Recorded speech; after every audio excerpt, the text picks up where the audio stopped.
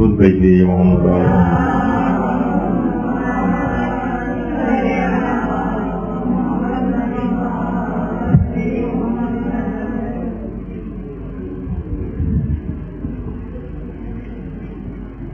آج ایک انتہائی اہم ترین موضوع پر ہماری گفتگو آگے بڑھے گی. اگرچہ شب قدر میں بھی کافی دن موجود ہیں، لیکن ہمارا جو پچھلے ایکسپیرینسز رہے ہیں اس کے مطابق حالات خراب ہو جاتے ہیں، کبھی کچھ ہو جاتا ہے. ایسا نہ ہو خدا نخواستہ آئندہ دنوں میں کوئی ایسا مسئلہ پیش آ جائے کہ ہم ان کلاسز کو نہ لے سکیں ملکی حالات کے باعث. تو ذرا پہلے سے اس مسئلے کو آپ کی خدمت میں بیان کر دیا جائے، کیونکہ آئندہ پورے سال کا دار و مدار اسی رات کے اوپر ہوگا.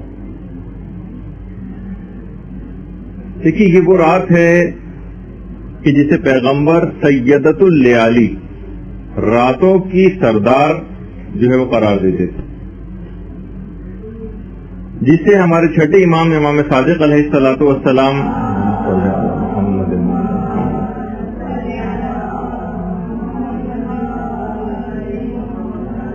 قلب ماہ رمضان قرار دیتے تھے. اور یہ وہ رات ہے جسے فقط پیغمبر اسلام کی امت کے لیے رکھا گیا ہے. پہلے والی امتوں کو بہت سی روایات کے مطابق یہ رات نہیں دی گئی تھی، اگرچہ کچھ روایات ایسی بھی جس سے پتہ یہ چلتا ہے کہ پہلے بھی یہ رات دیگر انبیاء کی امتوں کو بھی ملتی رہی ہے. یہ وہ عظیم رات ہے کہ جس میں قرآن جو ہے وہ نازل ہوا ہے، اور یہ وہ رات ہے کہ جس میں ولایت کو مقدر کیا گیا ہے. تقدیریں اسی رات لکھی جاتی ہیں.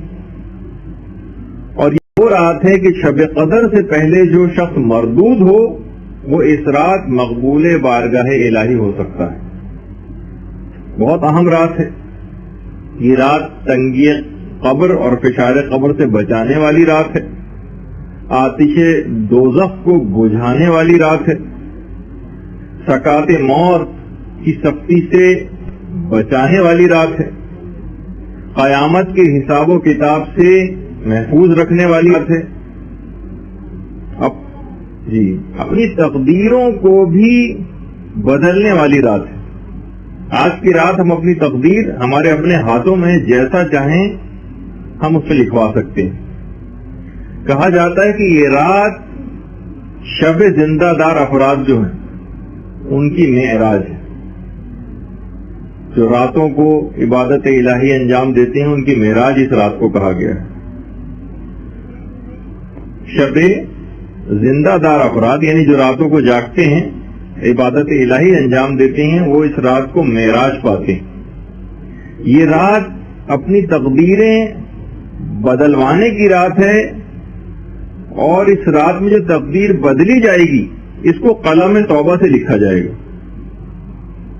اتنے سارے گناہ بھی آپ کی خدمت میں آگے چل کے تقریباً 16 ایسے افراد جن کا اس رات میں کوئی حصہ نہیں، ان کی فہرست بھی آپ کے سامنے پیش کی جائے گی.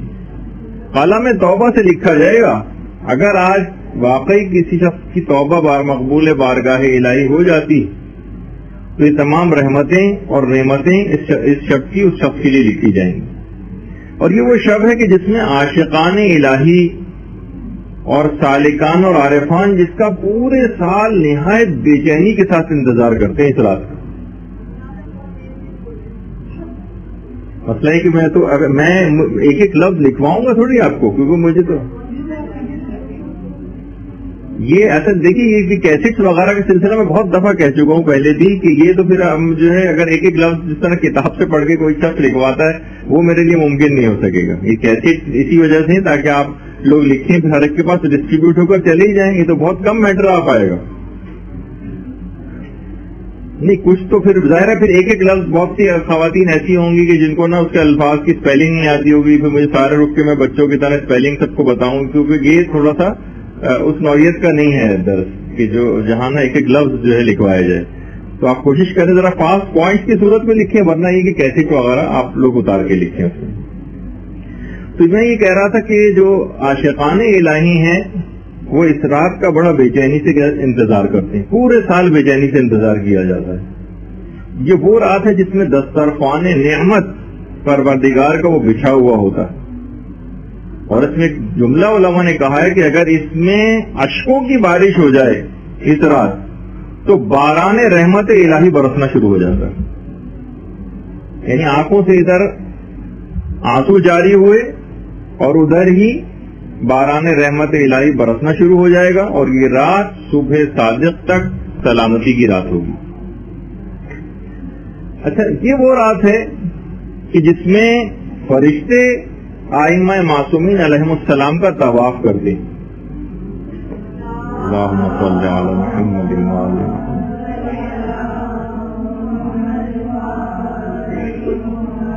اور یہ وہ رات ہے کہ جس میں تمام احکامات اور تقدیریں جبرائیل اور فرشتے لے کر صاحب شب قدر یعنی امام زمانہ علیہ السلام کی خدمت میں حاضر ہوتے ہیں۔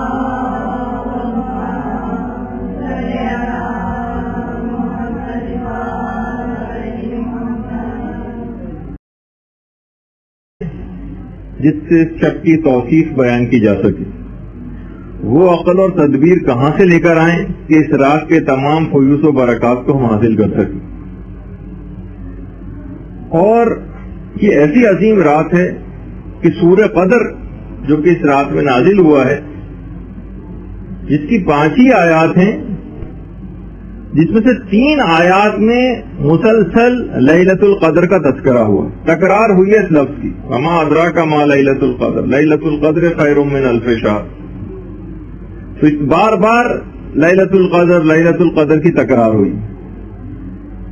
اور حوزہ علمیہ کے بہت مشہور ایک استاد ہیں، استاد محمد رضا کریمی، فرماتے ہیں کہ اتنی شب ہجرہ گزارنے کے بعد جب شب دیدار آتی ہے، یعنی بڑا عارفانہ جملہ ہے ان کا، جب شب دیدار آتی ہے تو امید وصل و دیدار میں جام طہور لے کر مطلع فجر تک جاگتے رہنا، کہ امام زمانہ علیہ الصلوۃ والسلام کی خدمت میں آپ کے تمام سال کی پوری قسمت جو ہے وہ ان کی خدمت اقدس کے اندر پیش کی جائے گی۔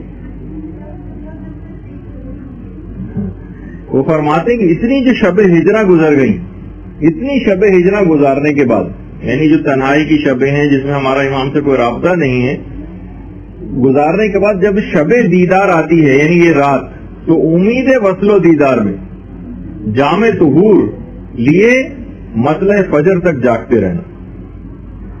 تو بہرحال اسی طریقے سے آیت اللہ محمد ابراہیم کلباسی، یہ خود اب بہت سے نام میں اس وجہ سے بھی لیتا ہوں بعض اوقات علماء کی کہ ہمیں احساس ہو کہ ہمارے کتنے بڑے بڑے علماء ہیں اور کتنا انہوں نے کام کیا ہوا ہے، جن کو صاحب اشارات الاصول کہا جاتا ہے، جو ان کی بڑی مشہور کتاب کا بھی نام ہے۔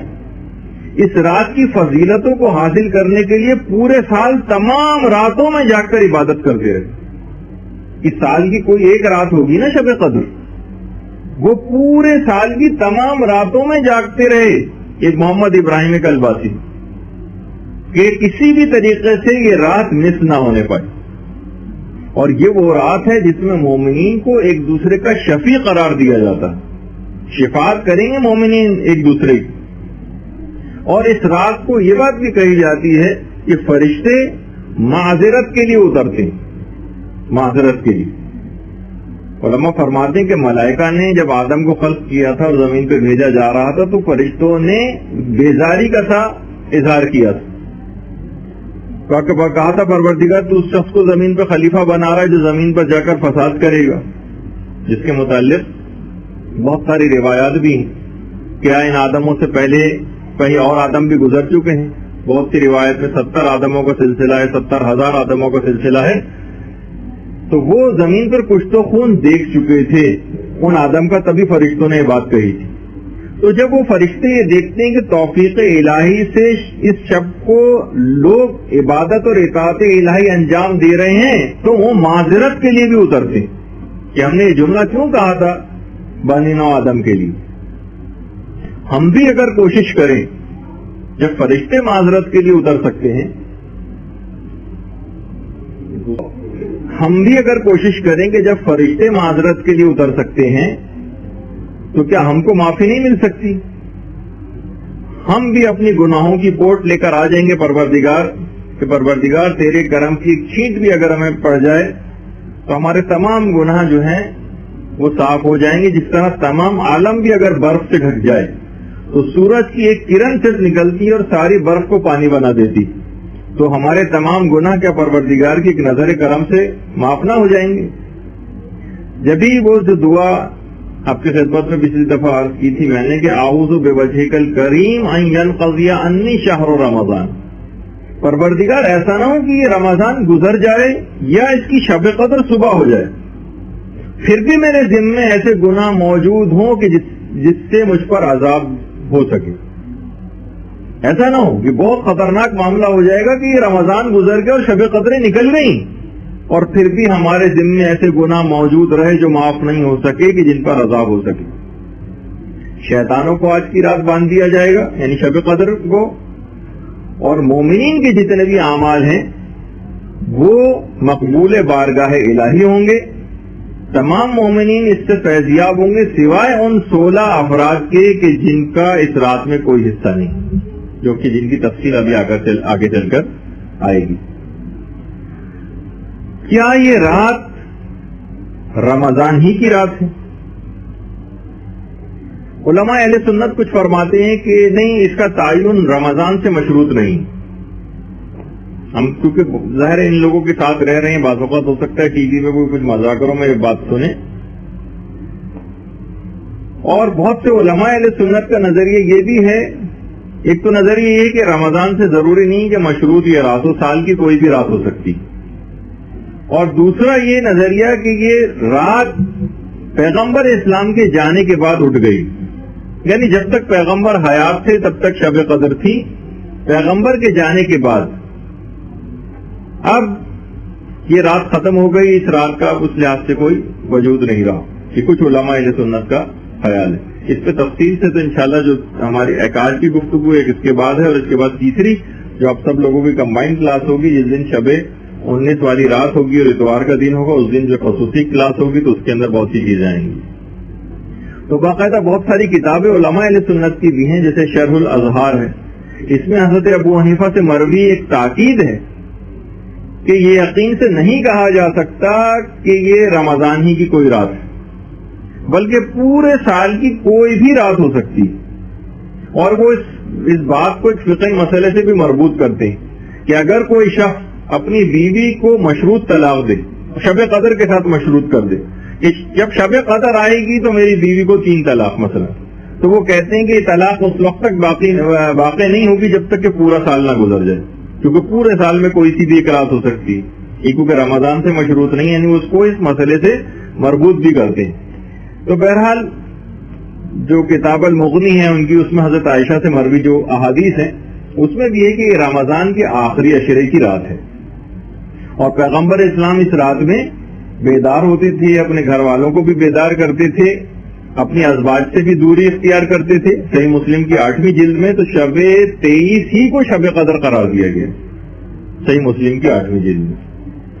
اور یہ روایت اس روایت کے بھی خلاف خود علماء اہل سنت کی جو کتابیں ہیں اس تک میں روایت موجود ہے جس میں خود پیغمبر اسلام نے بات فرمائی کہ شب قدر قیامت تک کے لیے. تو بہرحال مختصر یہ کہ کیونکہ آپ ٹی وی پہ بہت سے مذاکرے بھی سنیں گی, اس کے اندر بہت سی اس طرح کی چیزیں آئیں گی, تو آپ حیران و پریشان نہ ہو, اصل میں ان کا نظریہ ایسا ہے, ان کے پاس کچھ روایتیں ہیں جس کی بنا پر وہ یہ بات کہتی ہیں. بہرحال یہ رات رمضان کی کوئی سی ایک رات ہے. پھر یہ بات کہی گئی کہ یہ رمضان کے آخری عشرے کی کوئی رات ہے, اور رمضان کے آخری عشرے میں یعنی 19, 21, 23, 25, 27 اور 29 میں سے کوئی ایک ہے. ان تاریخوں میں سے بھی 19, 21 اور 23 کے اندر علل خصوص یہ رات ہے, اور خاص طور پر بہت سی واضح اور صحیح ترین روایات کی بنا پر محسوس ایسا ہوتا ہے کہ یہ شب 23 ہی کو شب قدر کہا جا سکتا ہے. آیت اللہ خوئی سے جب ایک فتویٰ پوچھا گیا تھا کہ آپ کے خیال میں شب قدر کون سی رات ہے 19, 21, 23 میں سے, تو آیت اللہ کوئی کا جواب وہاں سے یہی آیا تھا کہ جو روایات ہیں ان سے یہ چیز مجھ پر ثابت ہوتی ہے کہ شب قدر سے مراد شب 23 ہی ہے. اچھا, اب یہ سوال پیدا ہوتا ہے کہ آخر اس شب قدر کو مخفی کیوں کیا گیا ہے؟ ہمیں بتایا نہیں گیا کہ شب قدر کون سی ایک مخصوص رات ہے، مخصوص رات کون سی ہے یہ بتایا نہیں گیا۔ اچھا، بہت سے ہمارے علماء ایسے ہیں کہ جنہوں نے ایک عمل ایسا کیا جس کی بنا پر ان کو یہ بات پتہ چل گئی کہ شب قدر سے مراد کون سی رات ہے۔ دیکھیے بہت سارے اعمال ایسے، جیسے ایک دفعہ پہلے بھی آپ کی خدمت میں ذکر ہوا تھا کہ بہت سے علماء نے عمل کر کے پتہ چلا لیا تھا کہ شہزادی کونین سلام اللہ علیہ کی اللہم صلی علی محمد و آل محمد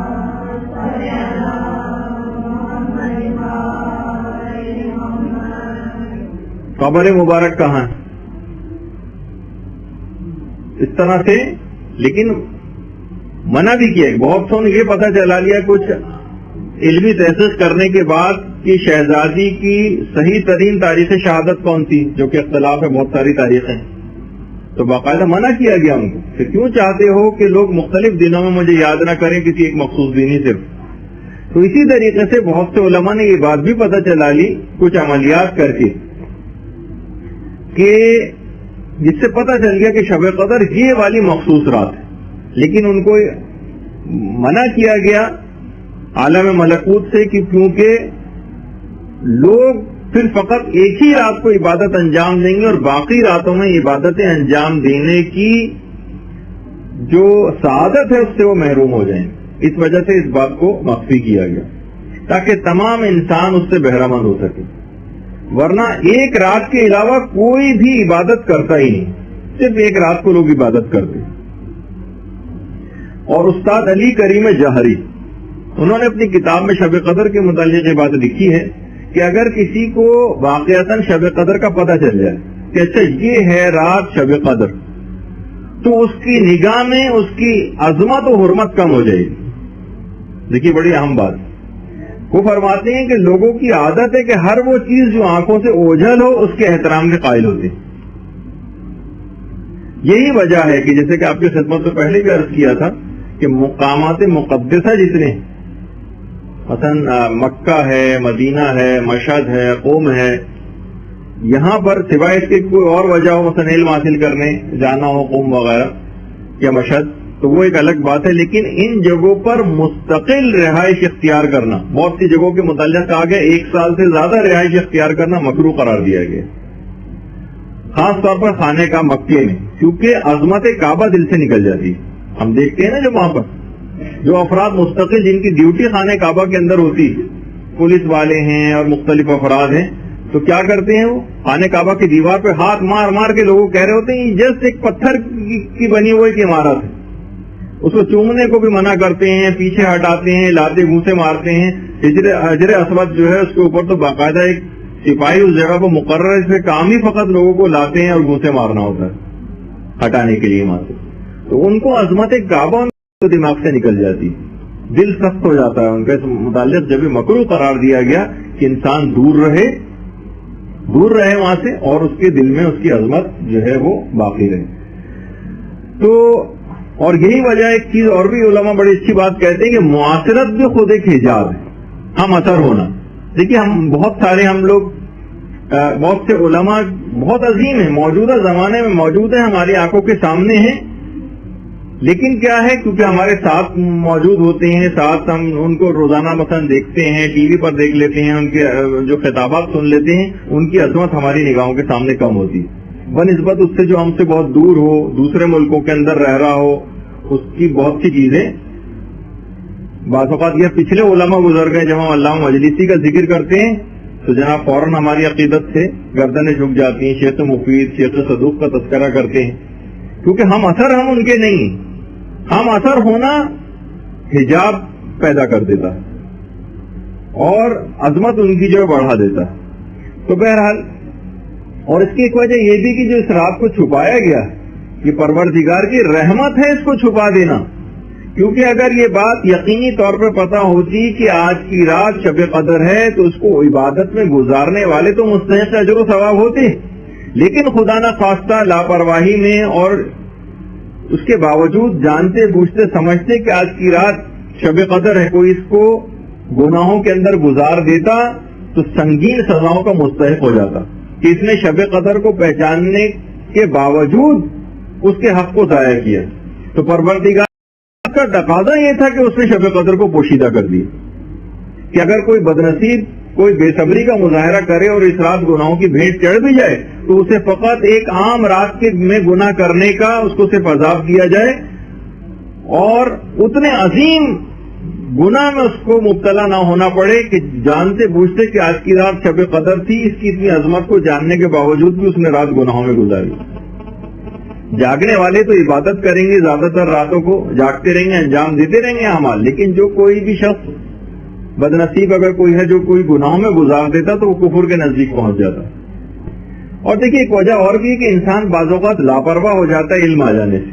اگر ہمیں پتا ہے کہ یہاں سے 500 گز کے فاصلے پر ایک گڑھا ہے تو ہم 400 قدم تک 450 قدم تک تو بہت اطمینان سے لاپرواہی سے چلیں گے. جب قریب آ جائے گا نا پھر ہم آہستہ آہستہ پھونک پھونک کے قدم رکھیں گے. تو یعنی علم آ جانے کے بعد، ورنہ اگر کچھ بھی پتا نہ ہو کہا جائے کہ اس پورے 500 گز میں کسی بھی جگہ گڑھا گر سکتے ہو تو انسان شروع ہی سے پھونک پھونک کے قدم رکھے. اسی طریقے سے مثلا یہ کہا جاتا ہے کہ پروردگار کے ناموں میں سے کوئی ایک نام اسم اعظم، کوئی سا ایک نام اسم اعظم. اب یہ نہیں بتایا کہ اسم اعظم کون سا. جیسے کہا جاتا ہے کہ دعائے جوشن کبیر کیا ہے؟ خدا کی 1000 نام. ان 1000 ناموں میں سے کوئی سا ایک اسم اعظم. اسم اعظم کے متعلق یہ بات کہی جاتی ہے کہ اگر یہ کسی کو پتہ چل جائے تو کائنات کی تمام قوتیں اس کے ہاتھ میں آ جاتی. اب یہ نہیں بتایا، مخفی کر دیا کہ اسم اعظم کون سا. کیوں؟ اس وجہ سے کہ اگر وہ نام بتا دیا جاتا تو فقط انسان جو ہے اس کی نفسیات یہ کہ وہ نام پڑھتا اور اس کے علاوہ جتنے بھی اور نام ہیں پروردگار کے، ان کی جتنے بھی فضائل ہیں اور فوائد ہیں ان ناموں کو پڑھنے کی، وہ اس کو حاصل نہیں ہوتی. تو انسان کے لیے مخفی کر دیا گیا.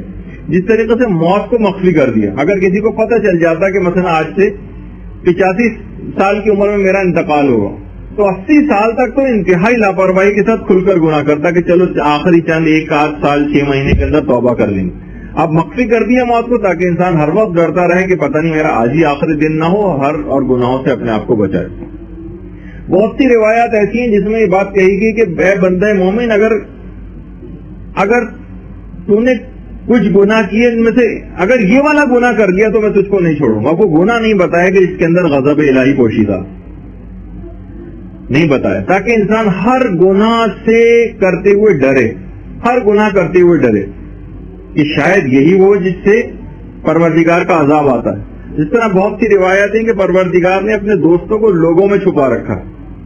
اب انسان ہر شخص کا عزت و اکرام کرے کہ یہی پروردگار کا دوست نہ ہو. اگر بتا دیتا کہ یہی افراد ہیں تو ان کو چھوڑ کر باقی سب کی توہین اور حسد کرتا، چھپا دیا. تو اسی طریقے سے شب قدر کے متعلق یقین سے کوئی بات نہیں کہی جا سکتی. اس میں اختلاف ہے. جس طریقے سے نماز پنجوانہ میں صلاۃ وسطیٰ کس کو کہا جاتا ہے؟ قرآن کی آیت ہے نا، حافظوا علی الصلاۃ والصلاۃ الوسطیٰ. درمیان کی کون سی نماز؟ اس میں اختلاف ہے کہ صلاۃ وسطیٰ سے کیا مراد. پروردگار کے اسماء الہی جو ہے اس میں اعظم کون سا ہے؟ اس میں اختلاف ہے، چھپا دیا گیا. روز جمعہ میں کوئی سی ایک ساعت اور گھڑی ایسی ہوتی ہے جو اجابت دعا کے لیے سب سے بہترین ہے، اس میں فوراً دعائیں قبول ہو جاتی ہیں، لیکن وہ گھڑی نہیں بتائی تاکہ انسان جو ہے پورے جمعے میں ہر وقت جو ہے عبادت کرتا رہے. بندوں کے درمیان ولی خدا کون ہے؟ اس کو چھپا لیا گیا. تمام اطاعتوں میں سب سے زیادہ بہترین اطاعت کون سی کہ جس میں رضا الہی ہو؟ چھپا دیا گیا. قیام امام زمانہ علیہ الصلوۃ والسلام کب ہوگا؟ چھپا دیا گیا.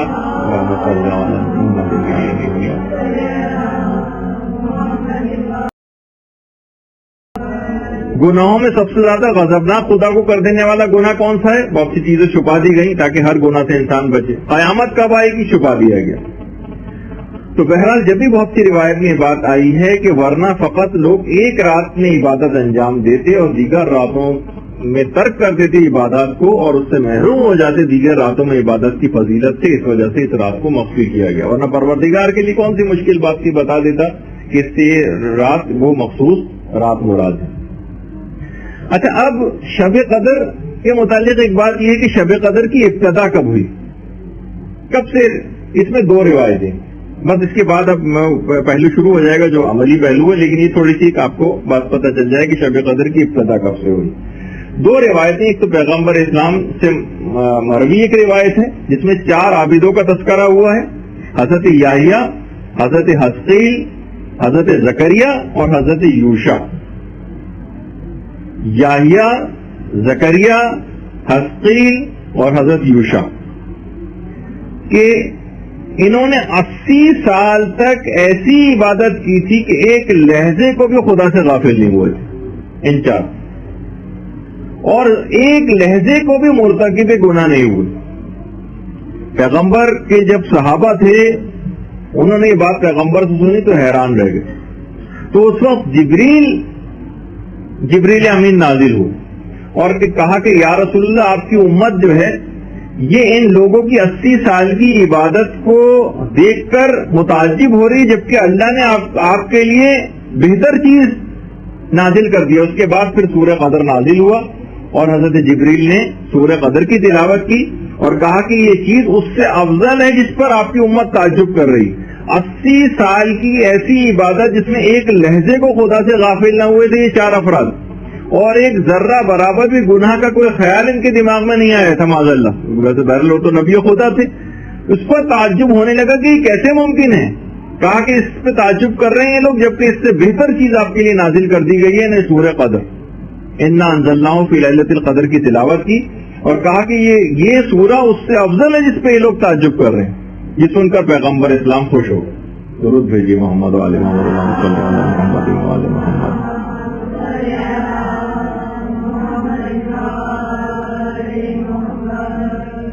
اچھا، دوسری جو روایت ہے کہ پیغمبر اسلام نے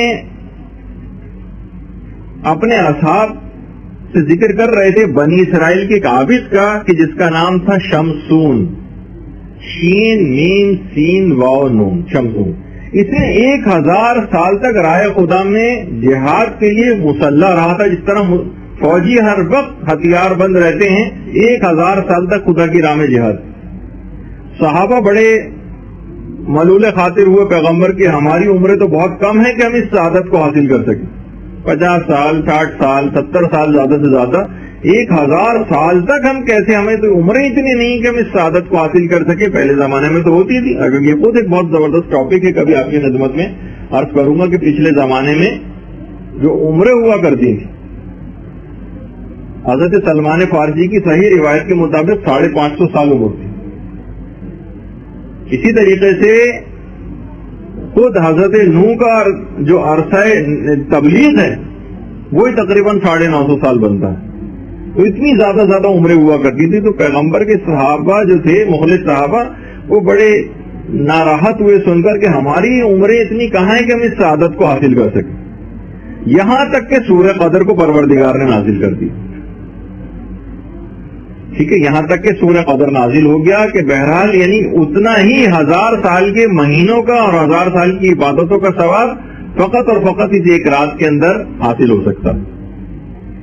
اچھا، اس عظیم شب کو ہم حاصل کیسے کریں؟ اچھا دیکھیے، اب تھوڑی سی ایک بات یہ آپ کی خدمت میں بیان کر دی جائے اور دکھا بھی دی جائے آپ کو کہ دیکھیے ہمارے ہاں تو خیر کوئی تصور ہی نہیں ہو گمراہوں کا کسی بھی شب میں عبادت کرنے کا، لیکن بہرحال جو اپریشیٹ کرنے والی بات ہے کہ مملکت اسلامیہ ایران، اس میں جو وہاں کے حکومتی عہدے دار بھی ہیں وہ بھی اس رات کو عبادت کے اندر بسر کرتے. حتیٰ کہ جو سپاہی سرحدوں پر ہیں وہ بھی اس رات کو مکمل عبادت میں بسر کرتے. حتیٰ کہ جو ہمارے یہاں بہت سی خواتین ایسی جس کو ہم برگر کلاس کہتے ہیں، وہ تو شاذ و نادر ہی کوئی اس راتوں میں کوئی جاگ کر عبادت انجام دیتی. دیکھیے بہرحال یہ کہ جس حد تک بھی ممکن ہو سکے اس قسم کے افراد بھی ہم نے بہت وہاں پر دیکھا ہے کہ بہرحال فیشن کرنا، بہت سی چیزوں کا اس لحاظ سے عادی ہونا وہ ایک الگ چیز ہے، لیکن ایک روحانیت ان کے اندر پھر بھی ایک حصہ برقرار رہتا ہے جو وہاں پر کام ہو چکا ہے ان لوگوں پر. اسی طریقے سے مثلاً پورے خاندان والے ساتھ نکل کے عبادت کرتے ہیں، اپنے آپ کو بہت زیادہ انوالو کرتے ہیں عبادات میں. ایسے پروگرامز وہاں پر منعقد ہوتے ہیں جو پوری رات کے ہوتے ہیں. حتیٰ کہ مائیں اپنے بچوں تک کو، ورنہ یہ ہوتا ہے کہ بچوں کو لے کر کہاں جائیں گے، فلاں جگہ پر بچے سو رہے ہوں گے. نہیں، بچوں سو رہے ہیں تو ان کو سونے دیں، لیکن باقی لوگ عبادت میں جو ہے اس کو بسر کریں.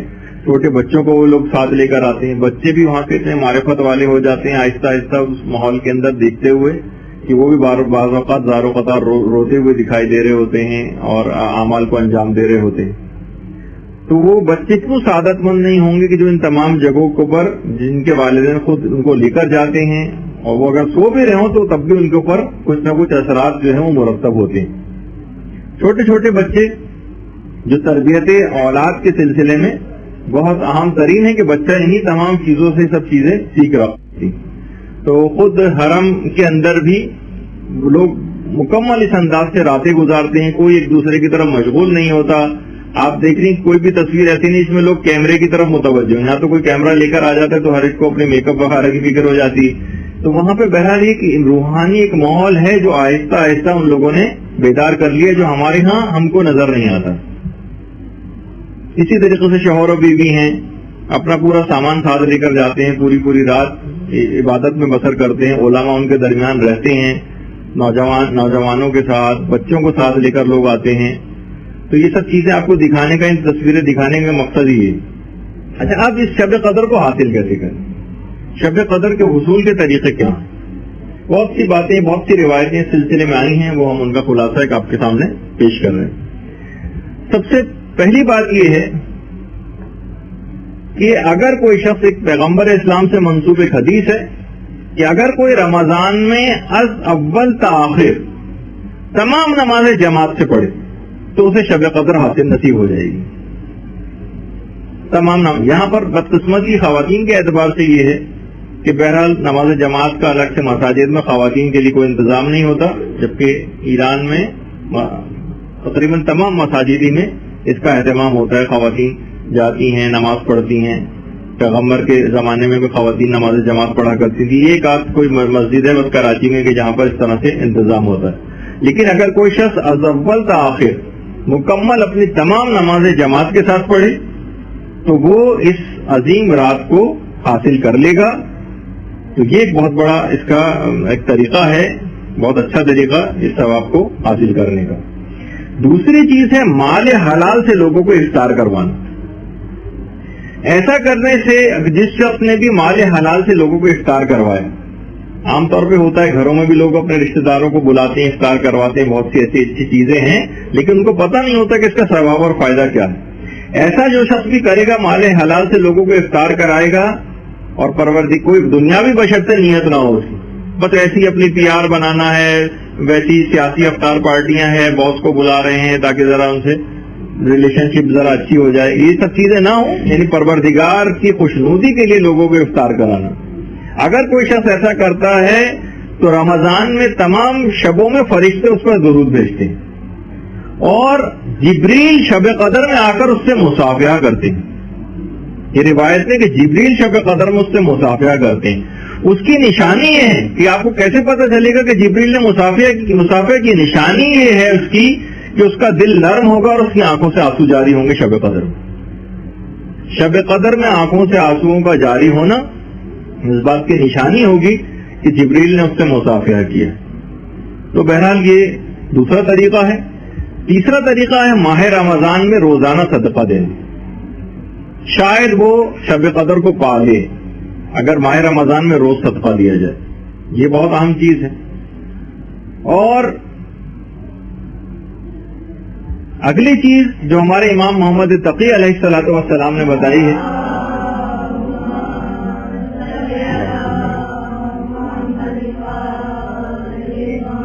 کہ جب بھی رمضان شروع ہو تو ہر رات 100 دفعہ سورہ حامیم دخان پڑھے, ہر رات جیسی رمضان شروع.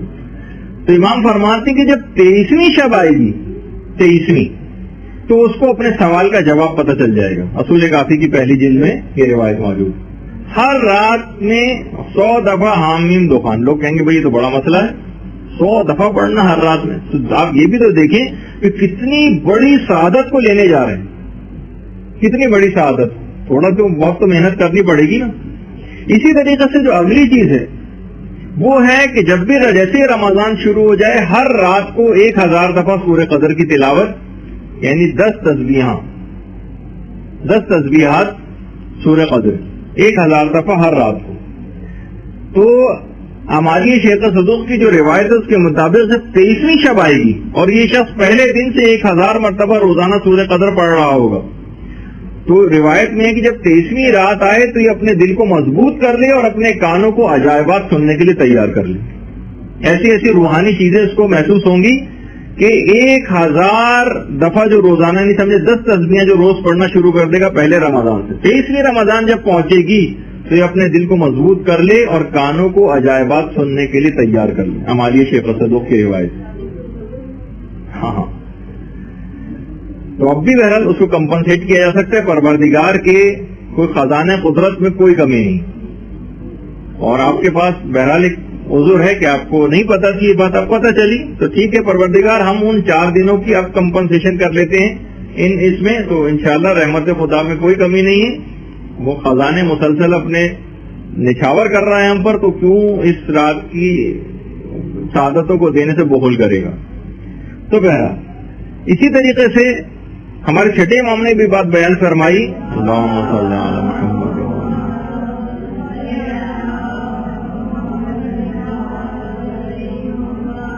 طور پر شب 23 جب آئے گی اس میں 1000 دفعہ سورہ قدر پڑھنے کی بھی بڑی تاکید ہے. ایک تو یہ کہ اول رمضان سے آخر رمضان تک پڑھی جائے، اور ایک ہے امام نے فرمایا 23ویں شب میں 1000 دفعہ سورہ قدر. تو امام نے فرمایا جس نے 23ویں شب میں 1000 دفعہ سورہ قدر پڑھ لی تو صبح وہ اس حالت میں کرے گا کہ ہمارے تمام خصائص کا اعتراف کر چکا ہوگا شدید یقین کے ساتھ، اور ان امور کو حالت خواب میں چشم بصیرت سے نظارہ کر چکا ہوگا. تو یہ تہذیب الاحکام میں باقاعدہ شیخ طوسی نے اس روایت کو لکھا ہے. اور آخری چیز جو بھی شخص راتوں کی قدر جانتا ہے اسے بالآخر شب قدر مل ہی جاتی ہے. جو بھی راتوں کی قدر کو پہچانتا ہے. خواجہ کے پرسیز شب قدر نشانی، ہر شب قدر اگر قدر بیدانی. کیا پوچھتے ہو کہ شب قدر کون سی؟ ارے ہر رات تمہارے لیے شب قدر ہے اگر تم راتوں کی قدردانی کرو. راتوں کو فقط سوتے میں گزار دینا، کوئی علم حاصل کرنے میں اس کو نہ لگانا، کوئی مناجات میں نہ لگانا. جو پورے سال راتوں کو جسے کہا جاتا ہے نا، بہت سے لوگ کہتے ہیں جو خر کرتا ہو پوری رات تو وہ اپنے خر ہونے کا اعلان کرتا ہے، نہیں گدھا ہونے کا. جو فقط خراٹے ہی مثلا لیتا رہو، تو کبھی اپنی رات کو علوم دینیہ حاصل کرنے میں اس رات کو لگائیں، کبھی عبادت الہی کے لیے لگائیں، کبھی مناجات کے لیے لگائیں، پروردگار سے راز و نیاز کے لیے لگائیں. جو اس طرح کی راتیں گزارتا رہا ہوگا اسے بالآخر شب قدر مل جائے گی، اور جو کھوتا رہے گا پورے سال اس کو بہت مشکل ہے کہ شب قدر حاصل ہو. تو بہرحال یہ ہوئی ایک بات کہ جو راتوں کی قدردانی کرتا رہا ہے عام دنوں میں اسے بھی شب قدر مل ہی جاتی. کسی بھی طرح سے عبادت کے اندر لگانا، اپنے آپ کو علم حاصل کرنے میں لگانا. اب ہمیں کیسے پتہ چلے جو رات ہم گزار رہے ہیں کہ وہ شب قدر ہی ہے؟ علامات شب قدر کیا؟ علامات شب قدر. اچھا اب دیکھیے، پہلی علامت ہے یا تو وہ ہمارے 5ویں امام کی روایت ہے یا پھر چھٹے امام کی. یا تو 5ویں کی ہے یا چھٹے امام کی. امام فرماتے ہیں کہ شب قدر کی جو خوشبو ہے وہ دل پذیر ہوگی. یعنی اس رات میں ایک عجیب و غریب روحانی فضا ہوگی. آپ کو الگ سے ایک روحانیت محسوس ہوگی. آپ کو خود پتہ چل جائے گا اگر آپ تمام راتوں میں جیسے جا کے 19, 21, 23 تک گزارتی آ رہی جس کے اندر روحانیت آپ کو زیادہ محسوس ہوگی. اس کی خوشبو ہی بڑی دل پذیر ہوتی. ایک تو یہ اس کی ایک نشانی. دوسری نشانی ہے کہ یہ رات ہمیشہ معتدل ہوتی. اگر سردیوں میں شب قدر آ جائے تو یہ رات نسبتاً گرم ہوگی، اور گرمیوں میں اگر یہ رات آ جائے تو یہ رات نسبتاً ٹھنڈی ہوگی. یعنی اس کو کہا جاتا ہے کہ یہ نہ بہت زیادہ گرمی ہوگی اس رات میں اور نہ ہی بہت زیادہ سردی ہوگی اس رات میں. یہ بھی اس کی ایک نشانی. باقاعدہ سب کے پیچھے روایتیں، ان کو پڑھنے کا میرے پاس وقت نہیں ہے صرف اور صرف تاکہ آپ کی خدمت میں وہ نشانیاں بیان کر دی جائیں. تیسری نشانی یہ ہے کہ اس رات ستارے آسمان پر ٹوٹ کر ادھر ادھر نہیں جاتے. آپ نے دیکھا ہوگا جو شہاب ثاقب، کومیٹس، یہ جو شوٹنگ اسٹارز جن کو کہا جاتا ہے، یہ تمام راتوں میں جاتے ہیں. شب قدر میں کسی شخص نے آج تک کبھی بھی کسی شہاب ثاقب کو ٹوٹ کے جاتے نہیں دیکھا. ستارے آسمان پہ ٹوٹ کے ادھر ادھر نہیں جاتے. کیونکہ دیکھیے میں نے پہلے بھی ایک دفعہ شاید آپ کی خدمت میں عرض کی تھی یہ بات کہ شیاطین اس رات کو قید کر دیے جاتے تو اس کی ضرورت نہیں پیش آتی، ورنہ عام طور پر یہ ہے کہ شیاطین آسمانوں میں سن بن لینے کے لیے پہلے تو جایا کرتے تھے، آسمانوں میں پہلے جاتے تھے، اور یہی وجہ کہ پہلے زمانے میں نجومی بڑی صحیح سے خبریں دیا کرتے تھے، لوگوں کا اعتقاد علم نجوم پہ ہو جاتا تھا۔ اب تو سب کو پتا ہے کہ بس ایسی اپنی طرف سے گپے ہاں کریں جو بیٹھے ہوئے ہیں، تو پہلے یہ کرتے تھے کہ جو شیاطین تھے یہ آسمانوں میں جاتے تھے اور فرشتے جو بھی تقدیرات لکھا کرتے تھے آپس میں جب ڈسکس کرتے تھے شیاطین سن کر آ کر نجومیوں کو بتاتے تھے۔ لیکن پیغمبر اسلام کی پیدائش کے بعد آسمانوں میں شیاطین کا جانا بند کر دیا گیا، تو اور اس کے بعد قرآن کی آیتیں بھی کہ جب یہ شیاطین جاتے ہیں آسمانوں میں تو ان کو یعنی جو مفہوم ہے کہ ان کو شہاب ثاقب مار مار کے بھگایا جاتا ہے وہاں سے، تو اس بات کا ذکر قرآن تک کے اندر آیا کہ ان کو وہاں سے مار کر بھگایا جاتا ہے۔ تو ستارے کیونکہ یہ آسمان پر ٹوٹ کر اس وجہ سے جاتے آپ کو نظر نہیں آتے کیونکہ شیاطین قید ہوتے ہیں، جانے کی کوئی ضرورت نہیں۔ تو ایک تو وجہ یہ ہوئی کہ ستارے آسمان پر ٹوٹ کر جاتے نظر نہیں آتے۔ اچھا، اقبال الاعمال میں چھٹے امام کی ایک روایت ہے، وہ یہ کہ یہ رات امام زمان علیہ السلام سے مربوط رات ہے۔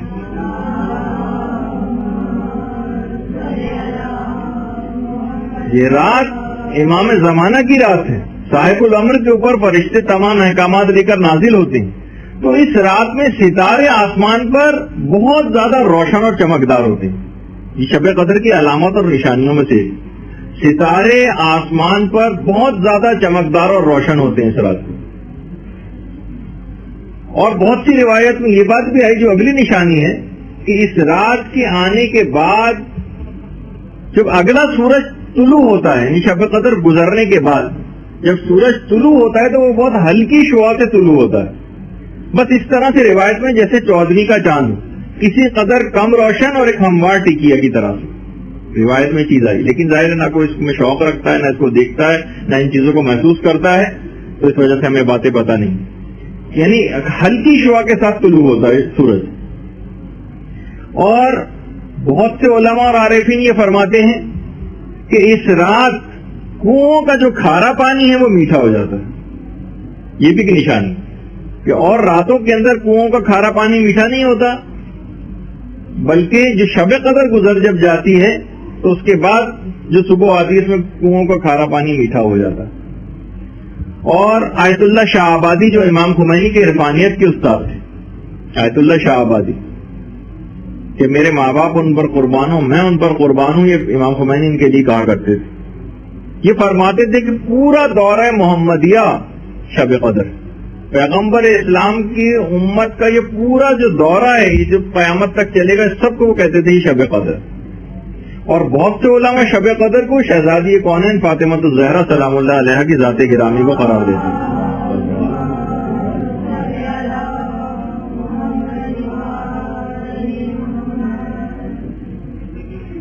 اچھا، اب یہ تو اس کی کچھ نشانیاں ہو گئی کہ جس سے ہم پتہ چلا سکتے ہیں کہ یہ رات جو ہم گزار رہے ہیں شب قدر ہے یا نہیں۔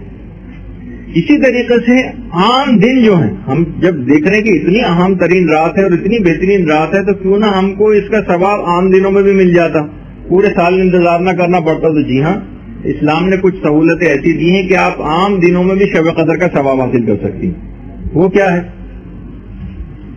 وہ یہ ہے کہ جس رات بھی بندہ اپنے خدا سے تعلق کو درست کر لے وہی رات اس کے لیے شب قدر۔ پروردگار کے سامنے راز و نیاز کریں، مناجات کریں، روئیں، گڑ گڑائیں، اپنے گناہوں کی معافی مانگیں، وہی رات آپ کے لیے شب قدر ہو جائے گی۔ ایک تو یہ جس رات کو بھی آپ نے پروردگار سے اپنے تعلق کو استوار کر لیا وہی رات آپ کے لیے شب قدر عام دنوں میں بھی حاصل کی جا سکتی ہے۔ دو مومنین کے درمیان آپس میں صلح کروانا یہ عام دنوں میں شب قدر کا ثواب دلواتا۔ بعض اوقات لوگ کہتے ہیں کہ بھائی کون دوسروں کے جھگڑوں کے اندر جو ہے پڑے اور ٹانگ اڑائے، نہیں، یہ رات ایک ایسی رات ہے کہ جس رات بلکہ عام دنوں میں اس کا ثواب مل سکتا ہے اس رات کا، اگر دو مومنین یا دو مومنات میں جھگڑے کو آپ رفع کروائیں.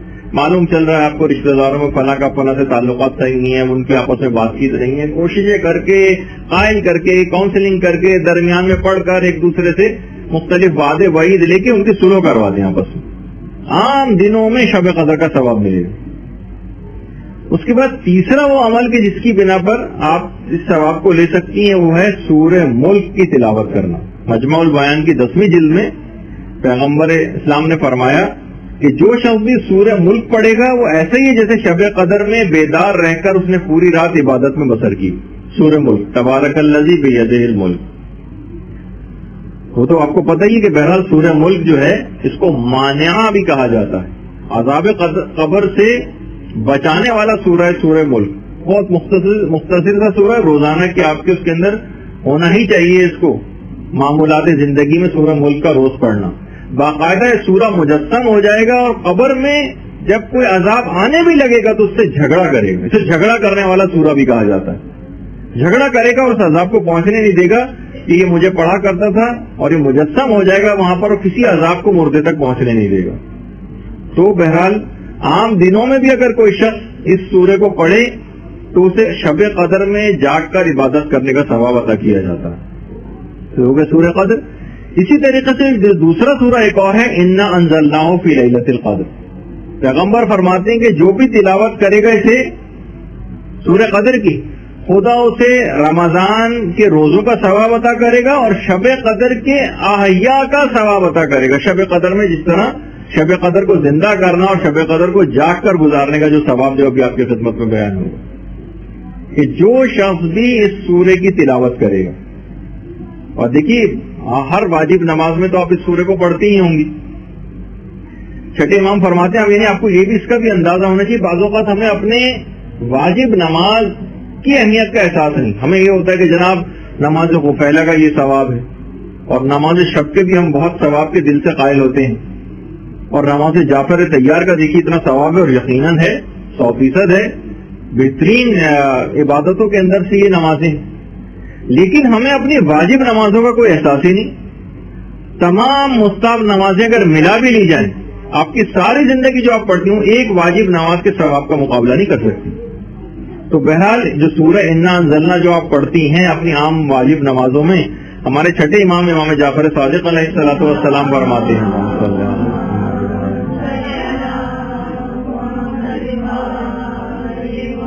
کہ اگر کوئی شخص اس سورے کو اپنی نمازوں میں پڑھے گا تو ایک منادی ندا دے گا کہ اے بندہ خدا تیرے پچھلے تمام گناہ بخش دیے گئے، اب نئے سرے سے زندگی شروع کر. یہ عام زندگی میں جو آپ روزانہ سورہ قدر کی تلاوت نمازوں میں کرتی اس کا ثواب اور فائدہ. فرشتہ آپ سے کہتا ہے جو ہمیں سنائی نہیں دیتا کہ اے بندہ مومن یا اے مومنہ تیرے ساری پچھلی زندگی گناہ بخشے گئے، اب نئے سرے سے نئی زندگی تو شروع کر. تو بہرحال یہ اتنا عظیم چیز ہے. اچھا دیکھیے اسے شب قدر کیوں کہا جاتا ہے؟ شب قدر ایک تو یہ ہے کہ جتنی بھی مخلوقات ہیں اس کی تقدیر شب قدر ہی میں لکھی جاتی ہے. تقدیر کو شب قدر ہی میں لکھا جاتا ہے. اور علماء یہ بھی بات بیان فرماتے ہیں کہ جس گناہگار کی گناہوں کے سبب کوئی قدر و منزلت نہیں رہی تھی، اس رات توبہ کرنے کے بعد وہ صاحب قدر اور صاحب منزلت بن جاتا ہے. آج توبہ کے ذریعے یہ صاحب قدر و منزلت ہو جائے گا، اس وجہ سے بھی اس کو شب قدر کہا گیا. اس سے پہلے کوئی قدر نہیں تھی گناہوں کی وجہ سے، لیکن آج توبہ کر کے یہ صاحب منزلت اور صاحب قدر بن جائے گا. اور دوسری بات وہی کہ تقدیریں آج کی رات لکھی جاتی.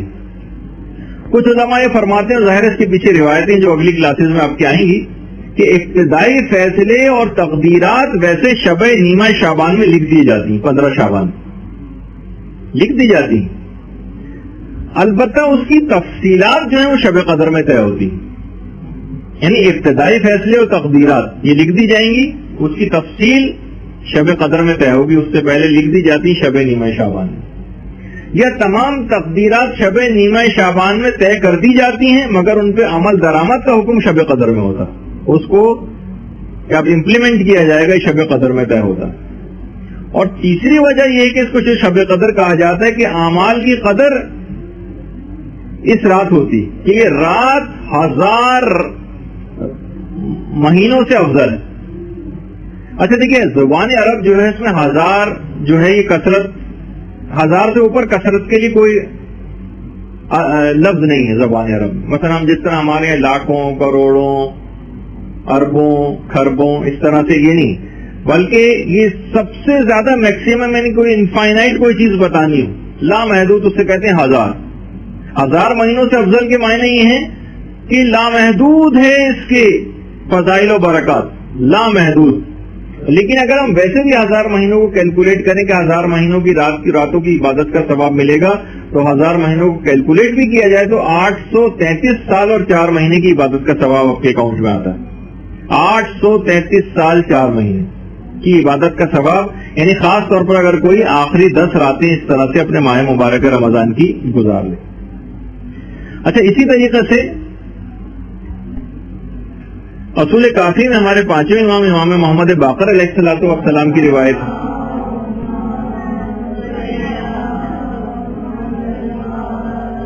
کیونکہ مختلف روایات آئیں, فرشتے ہر زمانے میں, یعنی ایک تو یہ ہے کہ ہر جیسے ابھی میں نے آپ کی خدمت میں عرض کیا کہ شب قدر ہر زمانے میں, تو بہرحال جو ہماری جو شب قدر ہے اس میں امام زمانہ علیہ الصلوۃ والسلام پر فرشتے تمام احکامات لے کر آتے ہیں, اور امام زمانہ کے سامنے اس وقت لوح محفوظ پر تقدیرات لکھی ہوئی ہوتی, وہ امام کے سامنے وہ تمام تقدیرات جو ہیں پیش کی جاتی ہیں, اور فرشتے امام زمانہ پر طلوع سحر تک مسلسل درود و سلام بھیجتے رہتے ہیں. وہ تو بھیج رہے ہیں لیکن آپ تو خاموش ہیں.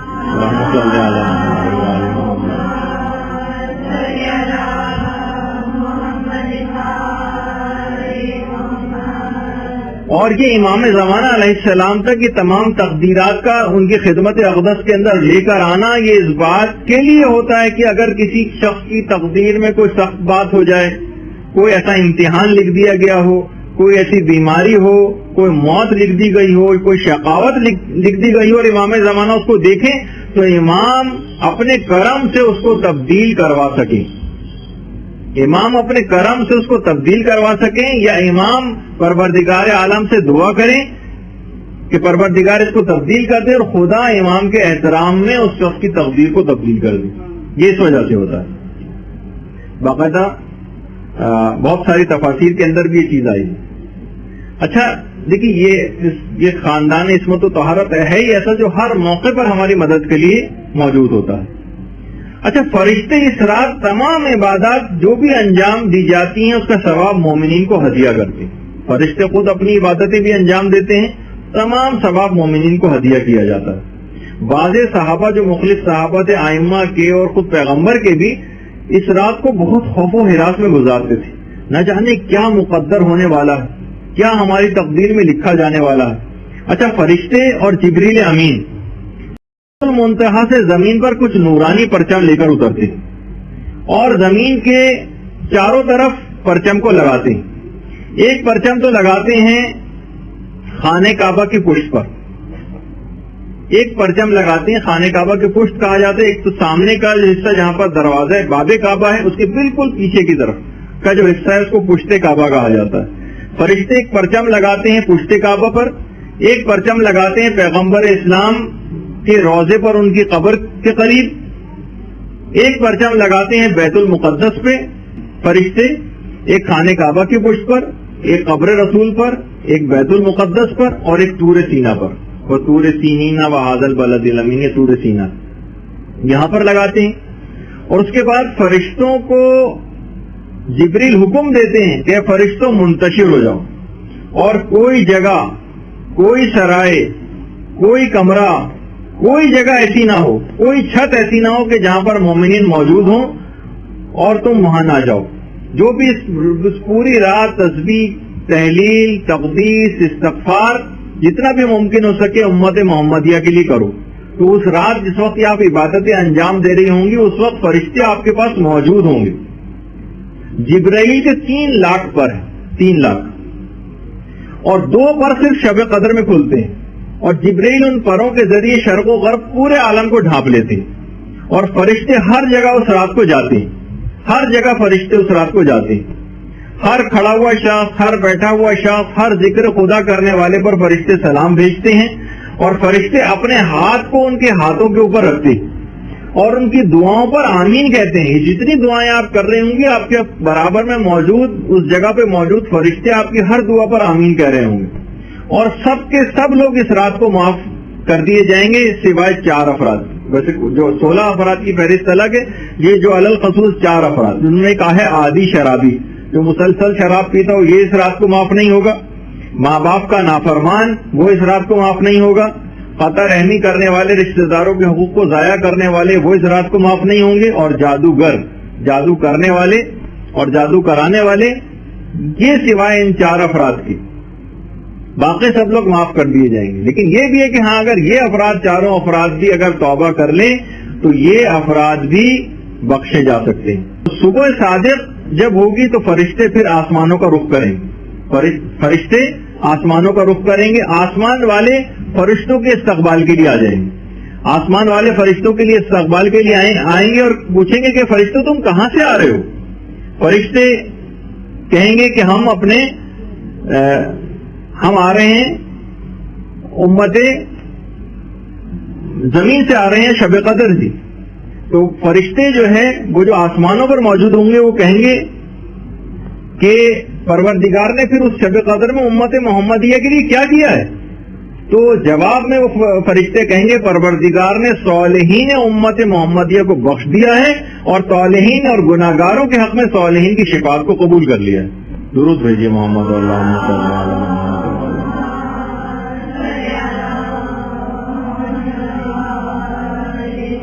بہت اہم ترین رات ہے، اس رات میں ہو صالحین امت محمدیہ کو تو بخش دیا جو نیک لوگ تھے پروردگار نے، اور صالحین تو اسے جو ہوتا ہے یعنی گناہگار افراد، ان کے حق میں صالحین کی شفاعت کو قبول کر لیں گے، یعنی وہ بھی بخشے گئے۔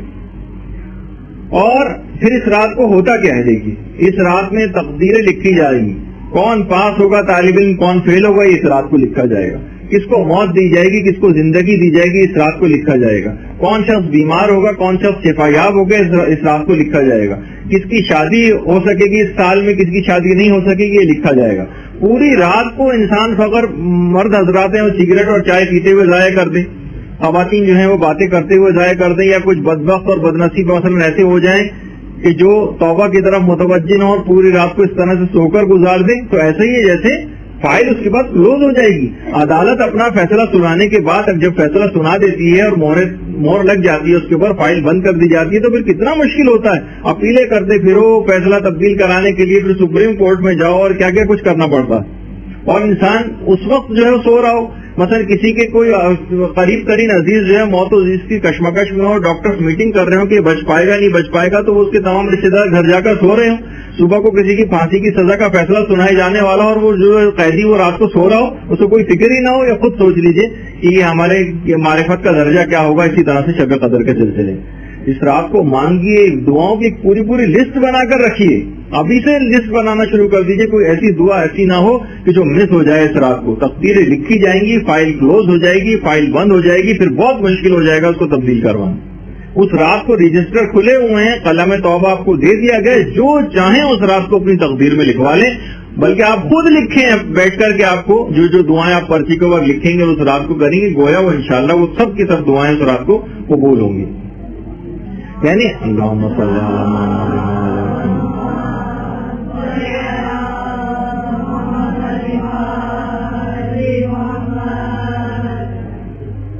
اور اس رات کو پروردگار انتظار کر رہا ہے کہ ہے کوئی مانگنے والا کہ میں اس کی دعا کو قبول کروں۔ تقدیرات کو ہم پر چھوڑ دیا گیا۔ تفسیر نور الثقلین میں بھی کہ محروم ہے جو اس رات کی خیر و فضیلت سے جو شخص محروم ہو جائے، واقعی محروم میں لکھا جاتا۔ اس شب قدر میں کریں کیا، یہ رات گزاریں کیسے؟ اس کے بہت سارے اعمال ہیں، کچھ خصوصی اعمال تو میں اب سے 2 ہفتے بعد جو شب قدر سے جو بہت قریب آپ کی کلاس ہوگی اس کے اندر ذرا تفصیل سے ہم اس کو ذکر کریں گے، لیکن آج بھی یہ سلسلہ شروع ہو جائے۔ سب سے اہم ترین ہے شب قدر کے اندر احیاء لیلۃ القدر، اس رات کو جاگ کر گزارنا. تھوڑی سی دیر کے لیے بھی نہیں سو سکتے. اگر آپ سوئیں تھوڑی دیر کے لیے بھی تو پوری رات کا ثواب آپ کے ہاتھ سے چلا جائے گا. الگ سے جاگنے کا بہت زیادہ ثواب، وہ ثواب ختم ہو جائے گا یا بہت ہی کم ہو جائے گا. اچھا، بہت سے لوگ اس میں شیطان بہت آپ کو اس میں مبتلا کرے گا، آپ کو بڑا پریشان کرے گا، کسی طریقے سے بھی چاہے گا کہ آپ اس رات کی فضیلت کو نہ حاصل کر سکیں. آپ کو عام راتوں میں آپ بڑی دیر دیر تک جاگ لیں گی، شب قدر میں ابھی آپ افطار کے تھوڑی دیر بعد سے نیند آنے لگے گی آپ کو. دیکھیے بڑا عجیب و غریب شیطان کا ایک یہ مسئلہ ہوتا ہے جو ہمارے لیے وہ پیدا کرتا ہے. تو تھوڑی سی دیر کو بھی نہ سوئیں، اور اس میں کوشش یہ کریں کہ لیٹیں ہی نہیں. وہ رات واقعی ایسی رات ہے کہ ساری تقدیرات لکھی جانے والی، اور اتنے اعمال ہیں اس رات کے جو اگلی کلاسز کے اندر آئیں گے کہ آپ کو یہ رات بہت چھوٹی محسوس ہوگی.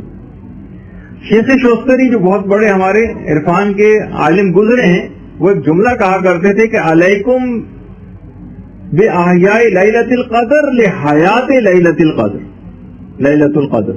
اگر تم چاہتے ہو کہ تمہاری قبر کی پہلی رات نہایت آرام اور راحت کے ساتھ گزرے تو اس مبارک رات میں اپنے رب کے حضور شب بیداری کرو.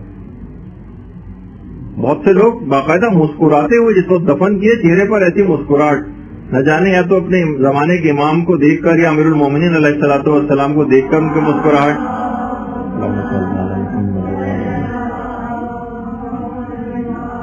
یعنی جو شخص بھی یہ چاہتا ہے کہ اس کی قبر کی پہلی رات نہایت آرام اور راحت کے ساتھ گزرے تو اس مبارک رات میں وہ جاگتا رہے اور پروردگار کے حضور عبادت کرتا رہے. یہ بہت اہم چیز ہے کہ اس رات کو جاگ کر عبادت کرنا. اور امیر المومنین علیہ الصلوۃ والسلام یہ بات بیان فرماتے ہیں کہ پیغمبر اسلام اس رات، یہ جو لیلۃ القدر ہے، اس میں عبادت کے لیے مسجد نبوی جاتے تھے، اور پوری مسجد اکثر بارش کی وجہ سے کیچڑ ہوتی تھی اور مسجد میں پانی آتا رہتا تھا، لیکن پھر بھی پیغمبر پوری رات عبادت کرتے ہوئے مسجد میں شب بیداری کرتے ہوئے گزارتے تھے. اور کثرت عبادت سے چہرے پر گیلی مٹی سے چہرہ آلودہ ہو جاتا تھا. بہار الانوار کی 94 جو جلد ہے 94 اس کے اندر بھی روایت، لیکن اس کے باوجود بھی پیغمبر جاتے تھے اور عبادتیں اس رات کو انجام دیتے تھے. چاہے بارش ہوتی تھی، چہرے پر کیچڑ لگ جاتی تھی، چہرہ خاک آلود ہو جاتا تھا، لیکن پیغمبر اس بارش کے زمانے ہی میں جایا کرتے تھے. ہمارے برخلاف کی ادھر دو ایک بوند بھی اگر پڑی تو ہم سارے اپنے پروگرام معطل کر دیتے. اسی طریقے سے ہمارے پانچویں امام یہ بات بیان فرماتے ہیں کہ پیغمبر اسلام 21ویں اور 23ویں شب میں غافل رہنے سے منع کرتے تھے. یعنی ایک لحاظ سے جسے کہا جائے سونے سے منع کرتے تھے. ان راتوں میں سونا باقاعدہ، جو کسی بھی طریقے سے آپ کوشش کر کے جاگیں، بار بار چاہے قہوہ پیتی رہیں، ہلکی پھول کی ایسی کوئی چیز آپ جس سے جو ہے نیند اڑے آپ کی. البتہ کھانے کے سلسلے میں خاص احتیاط کرنی ہے جو اگلی کلاسز کے اندر چیز آئے گی. تو پیغمبر جو ہے اسی مسجد نبوی میں پوری رات، بہت پرانی تصویر ہے، خیر اتنی پرانی تو نہیں ہے پیغمبر کے زمانے کی، لیکن پیغمبر اس رات کو، یہ مدینہ شہر جس زمانے میں باقاعدہ اس کی دیواریں تک ہوا کرتی تھی شہر مدینہ، اس وقت کی تصویر، تو اس میں بھی جایا کرتے تھے. تو آیت اللہ جواد ملکی تبریزی یہ بھی امام خمینی کے استاد سے عرفانیت، اور بہت ہی معرکۃ الآراء شخصیت ہے اسلام کی. امام خمینی کے استادوں میں ان کا شمار ہوتا ہے. ان کی باقاعدہ جو افراد گئے ہیں قوم کی زیارت کے لیے، تو معصومہ قوم کے حرم سے متصل ہی جو چھوٹا سا قبرستان ہے اس میں مرزا جواد ملکی تبریزی کی قبر بھی ہے. وہاں پہ بھی اکثر لوگ بالکل برابر میں جہاں سر شہداء کی قبریں بھی ہیں، وہاں پر ان کی قبر ہے جہاں پر لوگ جاتے ہیں. ان کی کتاب ہے المراقبات. اس میں باقاعدہ انہوں نے ایک دعا ماہ رمضان کی کہا ہے کہ مہم ترین دعاؤں میں سے یہ دعا ہونی چاہیے کہ شب قدر میں پروردگار عبادت کی توفیق عطا فرمائے. ایسا نہ ہو کہ آپ سوتی رہ جائیں، اور زیادہ سے زیادہ توفیق عبادت حاصل کرنے کے لیے دعائیں اس رات کو مانگنی چاہیے کہ پروردگار مجھے اس رات کی تمام خیر و برکات سے بہرامند فرما، اور دنیا و آخرت کی ہر چیز کو میرے لیے، میرے والدین کے لیے، میرے ماں باپ کے لیے اور میری اولاد کے لیے بھی مقرر فرما. باقاعدہ مراقبات میں کہا کہ اس کے الگ سے اہتمام کرنا چاہیے، بلکہ ابھی شب قدر آنے سے پہلے روزانہ کی دعاؤں میں آپ کو اس دعا کو شامل حال رکھنا چاہیے.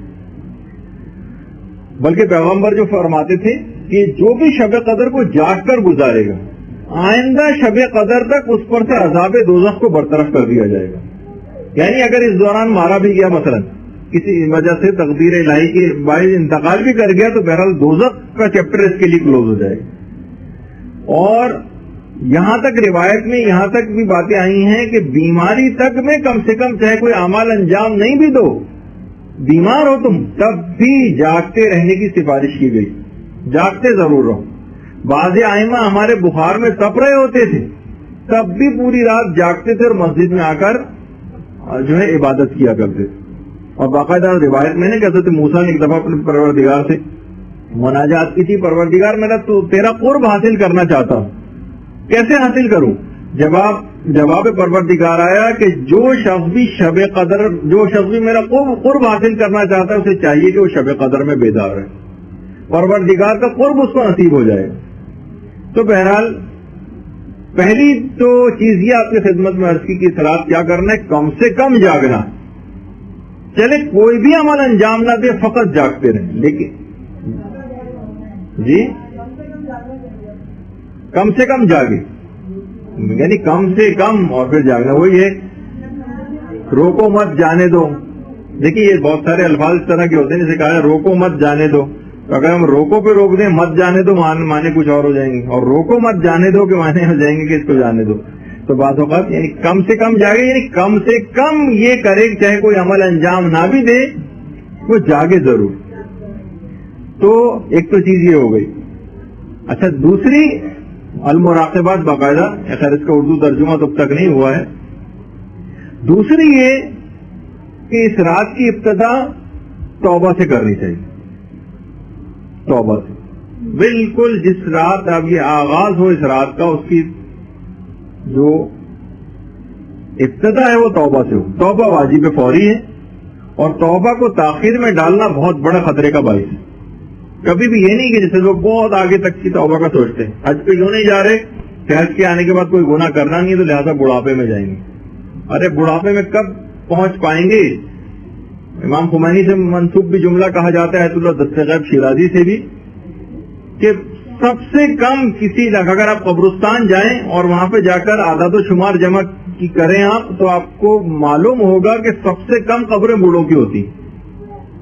اس کا مطلب ہے کہ بڑھاپے کی عمر تک پہنچنے سے پہلے ہی زیادہ تر لوگ انتقال کر جاتے ہیں۔ کسی بھی گھر میں جا کر آپ دیکھیں، دستغیب کہتے تھے کہ گھر میں اگر 6-8 افراد ہیں 2-1 بوڑھے ملیں گے، باقی سب جوان۔ تو بہرحال یہ کہ ایک انسان بڑھاپے کی وجہ سے اس کو تاخیر میں نہ ڈالے، کیا پتا بڑھاپا نصیب ہو یا نہ ہو، آگے کے دن نصیب ہو یا نہ ہو، حالات ایسے ہیں اس سے پہلے کہیں فرشتہ اجل نہ آ جائے۔ وہی کہ گناہ کی فوری توبہ کرے۔ جب بھی توبہ کے لیے کہا جاتا ہے کہ توبہ واجب فوری، اور توبہ ہی سے اس کی ابتدا ہونی چاہیے، توبہ سے ابتدا ہو، کیونکہ بہت ساری دعائے کمائل میں بھی آپ پڑھتی ہیں اللہم اغفر لی الذنوب التی تحبس الدعا، پروردگار میں تمام ان گناہوں سے پناہ مانگتی ہوں جو قبولیت دعا میں رکاوٹ بن جاتے ہیں۔ پوری رات آپ کو دعائیں تو کرنی اور تقدیریں لکھوانی، اگر کچھ گناہ ایسے آپ کے ذمے موجود رہے کہ جو قبولیت دعا میں رکاوٹ بن رہے ہوں گے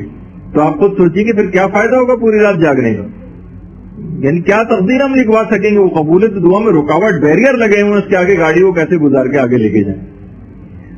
چوتھے امام نے پھر 4 گناہ بتائے ایسے دعائے کمائل کی ایک لحاظ سے جو شرح بیان کی، اس میں 68 گناہوں کا تذکرہ امام نے کیا تھا چوتھے امام نے کہ میرے جد امیر المومنین نے جو گناہ اس میں بتائے میں تم کو بتاتا ہوں کون سے۔ اس میں جو اللہم اغفر لی الذنوب التی تحبس الدعا 4 گناہ امام نے بتائے کہ جو قبولیت دعا میں رکاوٹ بنتے، ان میں ایک ہے منافقت، سامنے کچھ اور پیچھے کچھ، عملی لحاظ سے بہت سی چیزوں میں جو منافقت آ جاتی۔ دوسرا امام نے فرمایا واجب نمازوں کو قضا کر کے پڑھنا، یہ قبولیت دعا میں رکاوٹ بنتا ہے۔ بہت سے افراد ایسے ہوتے ہیں پورے دن کی نمازیں ایک ساتھ، آفس جا رہے ہیں، کالج اسکول جا رہے ہیں، کسی جگہ جاب کے لیے جا رہے ہیں اور لوگوں کے سامنے شرمندگی یا کسی وجہ سے نہیں پڑھ پا رہے ہیں نماز، اور گھر آ کے ساری نمازیں پوری ایک ساتھ پورے دن کی قضا نمازیں انجام دے رہے ہیں۔ واجب نمازوں کو جان بوجھ کر قضا کرنا، چاہے قضا ہونے کے بعد اب دوبارہ اس کو پڑھ بھی لیں، تو بہرحال یہ کہ واجب نمازیں قضا کرنا خود ایک اتنا بڑا گناہ ہے کہ جو قبولیت دعا میں رکاوٹ بنتا ہے۔ اور عام دنوں میں وہ افراد کے جو نمازوں کے بہت زیادہ اس لحاظ سے پابند ہوتے ہیں، عام نمازیں ادا کر رہے ہوتے ہیں، لیکن نماز فجر ان میں سے بھی اکثر و بیشتر کی اکثر قضا ہو جاتی. اکثر کوشش کرتے ہیں اٹھیں پھر دیر سے سوئے, بہت سارے اس طرح کے غیر شرعی قسم کے عذر ان کے پاس ہوتے ہیں کہ اس وجہ سے ہماری آنکھ نہیں کھلی. تو واجب نمازوں قضا کرنا, پھر کہتے ہیں کوئی دعائیں قبول نہیں ہوتی. بھائی اس واضح طور پر امام نے بتایا کہ 4 گناہ ایسے ہیں جو قبولیت دعا میں رکاوٹ بنتے ہیں. تیسرا ہے فحش گوئی, بری اس قسم کی باتیں کرنا, اس قسم کے لطیفے سنانا جو فحش قسم کے ہوں. اور چوتھا ہے راہ خدا میں صدقہ نہ دینا. یہ 4 ایسی چیزیں ہیں کہ جو کہ قبولیت دعا میں رکاوٹ بننے والی. تو توبہ سے اس کی ابتدا ہونی چاہیے, جو حضرت موسیٰ کی مناجات جو بھی میں نے آپ کی خدمت میں پیش کی, کہ جب حضرت موسیٰ نے کہا پروردگار میں چاہتا ہوں کہ آتش جہنم سے مجھے پناہ مل جائے, تو پروردگار کی طرف سے آواز آئی کہ جو شخص بھی شب قدر میں توبہ میں مشغول رہے اسے آتش جہنم سے نجات مل جائے گی. یعنی یہ پوری رات توبہ کی رات ہے, آوزاری کی رات ہے, پروردگار سے معافی مانگنے کی رات ہے. اچھا, توبہ سے ابتدا تو ہوگی, لیکن جس وقت بھی آپ غسل کریں گے, کیونکہ اس رات کچھ غسل شب قدر بھی کرنا مستحب ہے, جس کی تفصیل آج تو نہیں آ سکے گی, میں بالکل قریب ذرا اس کی بیان کروں گا.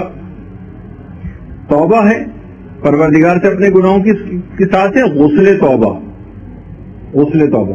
اور کئی نیتیں بھی جمع ہو سکتی ہیں. ایک تو وہ غسل شب قدر جب آپ کریں گی تو اسی میں غسل توبہ کی بھی نیت کر لیں, اسی میں آپ زیارت امام حسین علیہ السلام کی نیت بھی کر لیں, اسی میں مثلا آپ جیسے یہی شب قدر کے غسل کی نیت ہو جائے گی. بالفرض کبھی اگر شب قدر شب جمعہ واقع ہو رہی ہے تو روز جمعہ کے غسل کی نیت بھی کر لیں. اور اس کی وجہ سے یہ جو غسل کیا جاتا ہے شب قدر میں, اس کے لیے حکم ہے کہ اس کی وجہ سے 2 نمازوں کو الگ کرو. مغرب کی نماز تو وضو کے ساتھ پڑھو, اور اس کے بعد پھر اس غسل کو انجام دو. پھر عشاء کی نماز آ کر اس غسل کے ساتھ پڑھو. اس کے بعد اگر احتیاطاً, اس کے اندر ابھی میں مسئلے فقہ نہیں بتا رہا, لیکن یہ کہ احتیاطاً اس کے ساتھ ایک وضو بھی اور کر لیا جائے. اگر وہی وضو چل رہا ہو تو ٹھیک ہے, ورنہ اگر وضو ٹوٹ چکا ہو تو دوبارہ اس غسل کے ساتھ ایک وضو اور کیا جائے واجب نماز کے لیے. تو روایات میں 2 غسل بتائے گئے ہیں شب قدر میں. ایک تو اول شب کا غسل ہے اور ایک آخر شب کا غسل. اول شب کا غسل تو وہی غروب کے قریب جو کیا جاتا ہے, اور اگر اول وقت میں آپ کو موقع نہ ملے, افطار بنانا ہے, انتظامات کرنے ہیں, اور کوئی ایسا مسئلہ ہے, اور اول وقت اگر نکل بھی جائے تو بھی اول وقت نہ ملے, تو جب بھی کبھی رات میں موقع مل جائے تو شب قدر کا غسل ضرور کریں. اچھا, اول شب کا جو غسل ہے وہ تو سارے علماء اور مراجع کے درمیان کے فتوے میں مستحب ہے, اول شب کا غسل. البتہ آخر شب کا غسل آقا خود یہ فرماتے تھے اس وقت, وہ کہتے تھے کہ آخر شب کا غسل میرے نزدیک اتنا ثابت نہیں ہو رہا ہے, اور اگر کوئی شخص پھر بھی کرنا چاہے شب 23 میں آخر شب کا غسل, تو وہ رجا کی نیت سے کرے. امید ثواب میں, لیکن کنفرم نہیں ہے میرے نزدیک کہ آخر شب کا غسل شب 23 میں بھی ثابت ہے. اور جو اور راتیں ہیں 19 اور 21 میں, اس میں تو آخر شب کا غسل بالکل بھی آقا کوئی کے نزدیک ثابت نہیں تھا. تو بہرحال آخر شب کو اگر غسل کو آپ چھوڑ بھی دیں, کم سے کم ایک غسل آپ اول شب میں ضرور اس کو انجام دے لیں. بلکہ جو ابن طاؤس نے اپنی کتاب اقبال کے اندر جو ایک روایت لکھی چھٹے امام سے, جس میں فرماتے ہیں کہ پیغمبر اسلام جو تھے وہ رمضان کی آخری 10 راتوں میں ہر رات کو غسل انجام دیتے تھے. ضروری نہیں کہ فقط شب قدر میں, ماہ رمضان کی آخری 10 راتوں میں, تمام راتوں میں پیغمبر غسل کیا کرتے تھے. تو ایک تو یہ ہے کہ بہرحال اسی رات کو جب آپ غسل کر ہی رہی ہیں تو اس کے اندر غسل توبہ کو بھی ایڈ کر لیں. اب سارے گناہوں سے گویا ایک لحاظ سے آزادی مل گئی, صاف ستھرے ہو گئے. اب جو بھی دعائیں کریں گے انشاءاللہ سب دعائیں وہ بولوں گی. وہ جب بھی آپ غسل کریں اس میں وہ والی دعا جو ہر غسل ہی میں کرنا جو سب باعث ثواب ہے کہ اللہم اجعلنی من التوابین واجعلنی من المتطہرین, پروردگار تو مجھے توبہ کرنے والوں میں قرار دینا اور تو مجھے متطہرین پاک و پاکیزہ لوگوں میں قرار دینا. یہ والی ایک دعا ہے جو آپ عام طور پر بھی جتنے غسل آپ کرتی ہیں ان سب کے اندر بھی اس دعا کو پڑھنا بہت باعث اجر و ثواب ہے. اس کے بعد ہوگا عمل قرآن. عمل قرآن عمل قرآن جو سر پر قرآن رکھ کر ہوتا ہے. سر پر قرآن رکھ کر جو عمل قرآن ہوتا ہے اور اس کے بعد پھر ایک دعا بھی پڑھی جاتی ہے، اللہم انی اسألک بکتابک المنزل وما فیہ وفیہ اسمک الاکبر واسماؤک الحسنی والی، وہ دعا پڑھی جاتی ہے. تو خود سب لکھا ہوا ہے مفاتیح میں بھی، اور آپ کے پاس جو اعمال کی کتابیں ہوں گی. اور پھر آپ اللہم بحق ھذا القرآن وبحق من ارسلتہ والی دعا ہے، یہ پڑھی جاتی ہے. اس کے بعد دیکھا یا اللہ اور بے محمد اور بے علی اور آخری زمانے کے امام تک کے جو نام آتے ہیں وہ سب ہوتے ہیں. تو بہرحال سر پر قرآن رکھ کر جو عمل ہوتا ہے، اور اس کو مکمل خشوع و خضوع کے ساتھ، بس کو رٹے رٹائے طریقے سے نہیں کہ ذرا سا ہم پکڑ رہے ہیں، کبھی ہاتھ میں درد ہو رہا ہے پھر دوسرے ہاتھ میں پکڑ رہے ہیں، پھر یعنی نازک مزاجی بھی بہت ہوتی ہے. بعض اوقات یہ وہاں پہ اتنی اس کی تاکید اور لوگ اس کے کہ جو اس میں کوئی رات کو کوئی فریضہ بھی انجام دے رہے ہوتے ہیں، مثلا کوئی کیمرے سے کوئی مووی بنا رہا ہے کچھ، وہ بھی ساتھ ساتھ عمل قرآن انجام دے رہا ہوتا ہے. تو بہرحال اگر کوئی کام میں بھی مجبور ہو تب بھی یہ نہیں کہ وہ ایگزمپٹڈ ہے، نہیں، اس کو بھی چاہیے کہ وہ عمل قرآن اس طرح سے انجام دے. چاہے علماء ہوں چاہے عام لوگ ہوں، سب آپ کو تصویروں میں نظر آ رہا ہے کہ سب اس عمل کو انجام دیتے ہیں. ہاں اتنا اور بتا دوں کہ یہ ویسے تو شب قدر سے مخصوص ہی اعمال ہیں، البتہ یہ کہ رجا کی نیت سے آپ عام دنوں میں بھی اعمال شب قدر انجام دے سکتی ہیں. ایک مسئلہ ہے، علماء سے پوچھا گیا کہ کیا اعمال شب قدر کو کیا ہم عام دنوں میں انجام دے سکتے ہیں؟ تو وہاں سے جواب آیا بنیت رجا انجام دے سکتے ہیں، امید ثواب میں. کیونکہ ایسا نہیں ہے کہ عام دنوں میں یہ اعمال کرنے جائز نہ ہو، نہیں، جائز ہے، کر سکتے ہیں بالکل، لیکن بنیت رجا.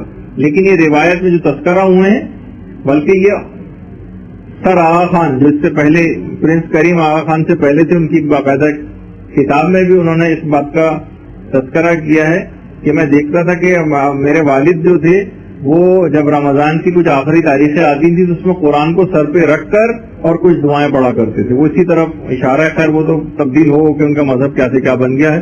تو بہرحال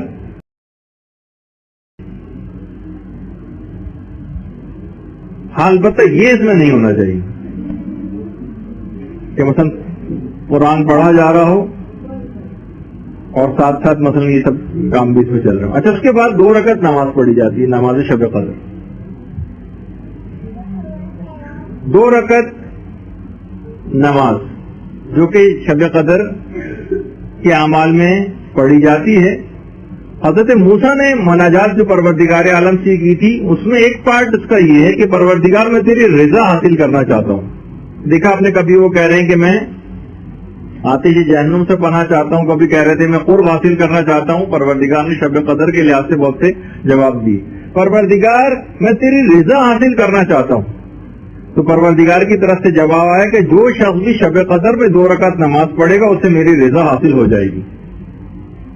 اور نماز کے بعد جو 70 مرتبہ استغفار پڑھنا ہے، استغفر اللہ و اتوب الیہ، اور اس میں بھی ہے کہ ابھی اپنی جگہ سے اٹھے گا نہیں کہ خدا اس کو اور اس کے تمام والدین کو بخش دے گا. بہت آرام سے بات سن لی آپ نے. اللہم صلی علی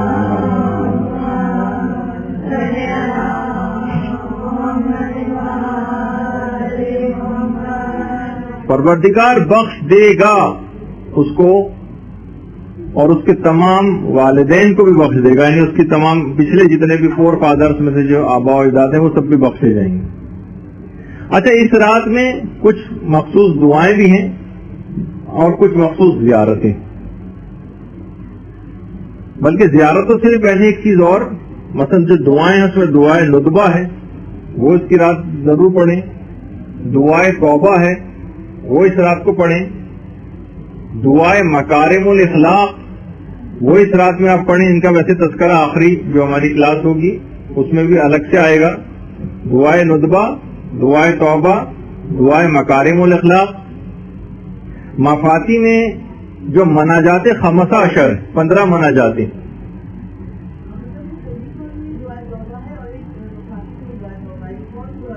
ایک تو صحیفہ کاملہ کی جو دعائے توبہ، ورنہ مفاتی والی بھی پڑھ لیں، دعاؤں میں تو کوئی مسئلہ نہیں، کوئی سی بھی پڑھی جا سکتی ہے، لیکن اس کی رات جو مخصوص ہے دعائے توبہ ہے، دعائے ندبہ ہے، دعائے مکارم الاخلاق ہے، مناجات 15 جو 15 مناجاتیں ہیں وہ، اور ایک خاص 15، اگر کوئی شخص 15 مناجاتیں نہ پڑھ سکے، زیادہ لگ رہی ہوں، بڑا لگ رہا ہو، تو پھر مناجات تائبین ایک مناجات تو ضرور پڑھ لیں جسے توبہ کرنے والوں کی مناجات کہا جاتا ہے، وہ تو کم سے کم ضرور پڑھیں. اور اسی طریقے سے شب قدر سے مخصوص زیارت امام حسین علیہ السلام. اللہم صلی علی محمد.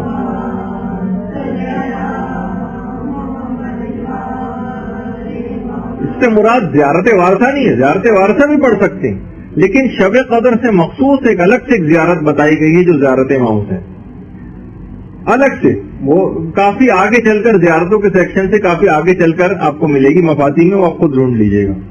زیارت امام حسین پڑھنی ہے. اس کے بعد شب قدر سے مخصوص جو ہے زیارت حضرت ابو الفضل عباس علمدار علیہ السلام.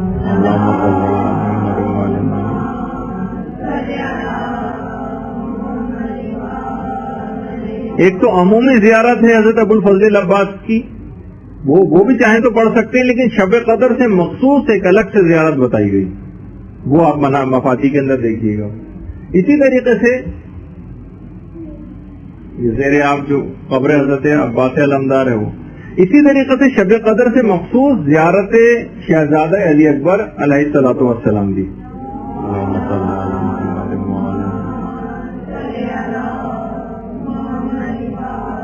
خاص شب قدر سے مخصوص یہ ایک تو عام زیارت ہے شہزادہ علی اکبر کی نہیں، شب قدر سے مخصوص ایک الگ سے زیارت بھی بتائی گئی، وہ پڑھ. اسی طریقے سے شب قدر سے مخصوص زیارت شہداء کربلا ہے جو الگ سے ذکر ہوئی. میں اس وجہ سے الگ سے اور مخصوص کا لفظ استعمال کر رہا ہوں. شب قدر کے لیے اس کی الگ خصوصیت ہے، وہ عام زیارتیں پڑھنا چاہیں وہ بھی پڑھ سکتی ہیں، لیکن پھر اس کو بھی الگ سے پڑھیں کیونکہ ان کی الگ سے ایک تاکید آئی. معصورہ دعاؤں میں تو دعائے ندبہ ہو گئی، یہ تو آپ کے سامنے مناجات تائبین ہو گئی، اور مناجات خمسہ عشر ہیں مفاتیح میں. تو بہرحال کسی بھی طریقے سے اچھا، اسی طریقے سے 3 سورہ پڑھنے کی بہت تاکید ہے. ایک ہے سورہ روم، سورہ عنکبوت اور سورہ حام میم دخان. یہ 3 سورہ پڑھنے کی بڑی تاکید آئی. سورہ روم، سورہ عنکبوت اور سورہ حام میم دخان، یہ 3 سورہ علی الخصوص، ویسے اور سورے بھی پڑھ سکتے ہیں، ان کی الگ سے تاکید آئی. اور روایت میں کہا گیا ہے کہ یہ پڑھنے والا لازمی بخشا جائے گا، اور کسی ایک شخص کی کا بھی استثناء نہیں ہے، ایکسیپشن نہیں ہے کہ جو اس سورہ کو پڑھے اور وہ بخشا نہ جائے اور وہ جنت کو حاصل نہ کر لے. تو بہرحال سورہ روم، سورہ عنکبوت اور سورہ حام میم دخان.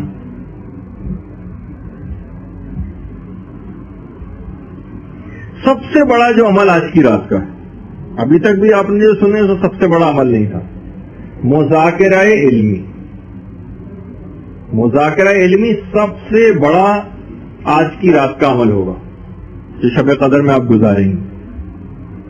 شیخ عباس قمی نے بھی باقاعدہ جو صاحب مفاتیح ہیں انہوں نے مفاتیح میں بھی لکھا ہے، اور شیخ صدوق کے حوالے سے باقاعدہ علماء امامیہ کی پوری جماعت سے بات نقل کی گئی ہے کہ آج کی رات کا جو سب سے بڑا عمل ہے وہ ہے مسائل فقہ میں کو یاد کرتے ہوئے اپنی رات کو گزارنا. جو آپ کو عام زندگی میں چیزیں پیش آتی ہیں، مسائل پیش آتے ہیں، وہ آپ حاصل کریں تاکہ آپ احکامات خداوندی سیکھیں آج کی رات، تاکہ اس پر عمل کر سکیں. یہ آج کی رات کا سب سے بڑا عمل ہے. لیکن اسی کی ایک تفصیل ہے جو شب قدر سے مربوط جو کلاس ہوگی آپ کی، جب آخری اس میں پہنچ جائیں گے ہم عشرے میں سے پہلے، شب 19 سے پہلے اس میں تفصیل سے بیان کریں گے. مذاکرہ علمی باقاعدہ آپ چاہیں تو اس طریقے سے مثلا بیٹھ بھی سکتی ہیں، کوئی گروپ ڈسکشن بھی کر سکتی ہیں، ورنہ کوئی ایک کیسٹ لگا لیں آپ کسی عالم کا، اپنے مدرسے کا کوئی جو ہے وہ درس اس کی پریپریشن کریں. بہرحال کسی بھی لحاظ سے آپ کوشش کریں کہ اس میں سے 1 گھنٹہ کم سے کم اس رات میں علمی طور پر گزاریں. اور بڑے بڑے علماء اور مراجع اس رات کو گزارا کرتے تھے اس طرح سے کہ درس و تدریس میں گزارتے تھے اور علم حاصل کرتے ہوئے اس رات کو گزارتے تھے. ایران میں تو اب بھی اس لحاظ سے ہوتا ہے کہ مثلا لائبریریوں میں لوگ جاتے ہیں، باقاعدہ علم حاصل کرتے ہیں، تاکہ موضوع ایک بچے کا ایڈمیشن آپ کے رشتہ داروں میں، دوستوں میں، عزیزوں میں، سہیلیوں میں، محلے والوں میں کسی نہ کسی ایک کا مدرسے میں ایڈمیشن بچے کا کراؤں گی. اب وہ جو پڑھے گا یہاں پر، اور وہ پھر اس کے بعد ہمارے کتنے بچے ہیں ایسے کہ جو اب بڑے ہو گئے ہیں پڑھتے ہوئے، اس کے بعد بڑے مدارس کے اندر چلے گئے ہیں حوزہ ہائی علمیہ میں، اور وہاں 2-1 سال پڑھنے کے بعد مزید یعنی جتنا سال ان کو ہو گئے چند سال اور گزارنے کے بعد پھر ایران وغیرہ چلے جائیں گے یا نجف چلے جائیں گے، اور وہاں پہ پھر ایک بڑے عالم کے طور پر انشاءاللہ وہ ابھر کر جو ہے سامنے آئیں گے. تو یہ آپ کا کوئی بھی لگایا ہوا اس طرح کا پودا اور کوپل جو ہے، کل جب وہ پھلاور درخت کے اندر، پھل دینے والے درخت کے طور پر جب معاشرے کے اندر آئے گی تو ان سب کا جتنا بھی کام وہ ہوگا سب میں آپ حصے دار بنیں گے. تو اس کی آبیاری اور اس کی جو جڑ ہے یہ آپ شب قدری کے اندر سے تہیہ کر لیں. میں کسی نہ کسی ایک بچے کا ضرور ایڈمیشن کراؤں گا. ظاہر کوئی اس میں ہمیں مالی اور مادی منفعتیں نہیں ہوتی، ہم چاہتے ہیں کہ بس کسی طریقے سے قوم کے افراد آئیں، آگے بڑھیں، علم دین حاصل کریں اور اپنے ایک اچھے مومن کے طور پر ایک زندگی گزاریں. اسی طریقے سے شیخ محمد جواد مغنیہ، یہ ہمارے بہت بڑے عالم گزرے ہیں. دیکھیں ان کا نام صرف بتانے کا مقصد یہ ہوتا ہے کہ ہم کتنے لاعلم ہیں اپنے اس علمی خزانوں سے. ایسے افراد شیخ محمد جواد مغنیہ باقاعدہ بہت مشہور اور معروف علماء میں ان کا شمار ہوتا تھا. انہوں نے کتاب لکھی تھی مع علماء نجف الاشرف، نجف اشرف کے علماء کے ساتھ. اس میں انہوں نے ایک واقعہ لکھا. اچھا، نجف اشرف کے علماء، اب دیکھیے یہ بھی مثال تصویر آپ کو میں پہلے دکھا چکا ہوں اس سے پہلے.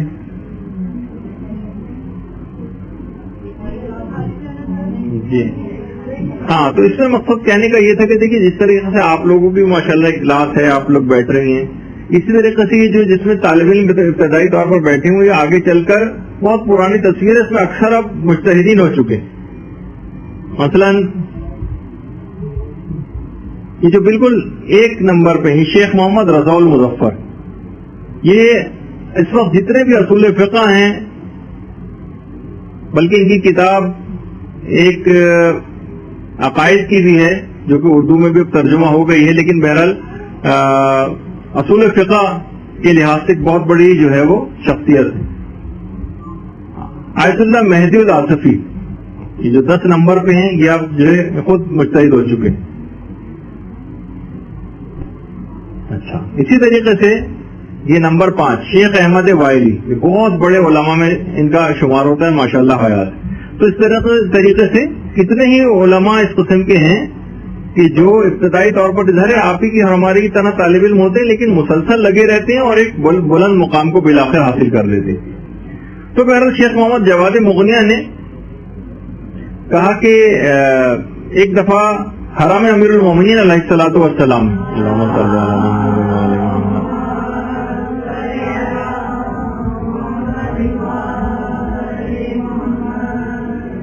میں ابتدائی طالب علم تھے، وہ حرم امیر المومنین موجود تھے کہ دیکھا کہ شیخ انصاری، شیخ مرتضی انصاری، یعنی اس وقت جو ایک لحاظ سے سارے مجتہدین یعنی احترام میں گردنیں جھک جاتی ہیں شیخ انصاری کا جب نام آتا.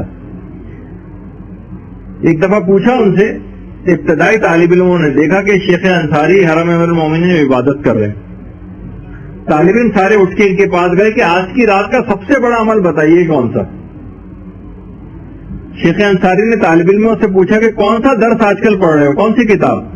انہوں نے کہا کہ ہم الفیہ ابن مالک پڑھ رہے ہیں جو صرف و نحو کی کتاب ہے. کہا کہ اپنے کمروں میں جاؤ، تمہارے لیے آج کی رات کا سب سے بڑا عمل یہ کہ الفیہ ابن مالک پڑھو.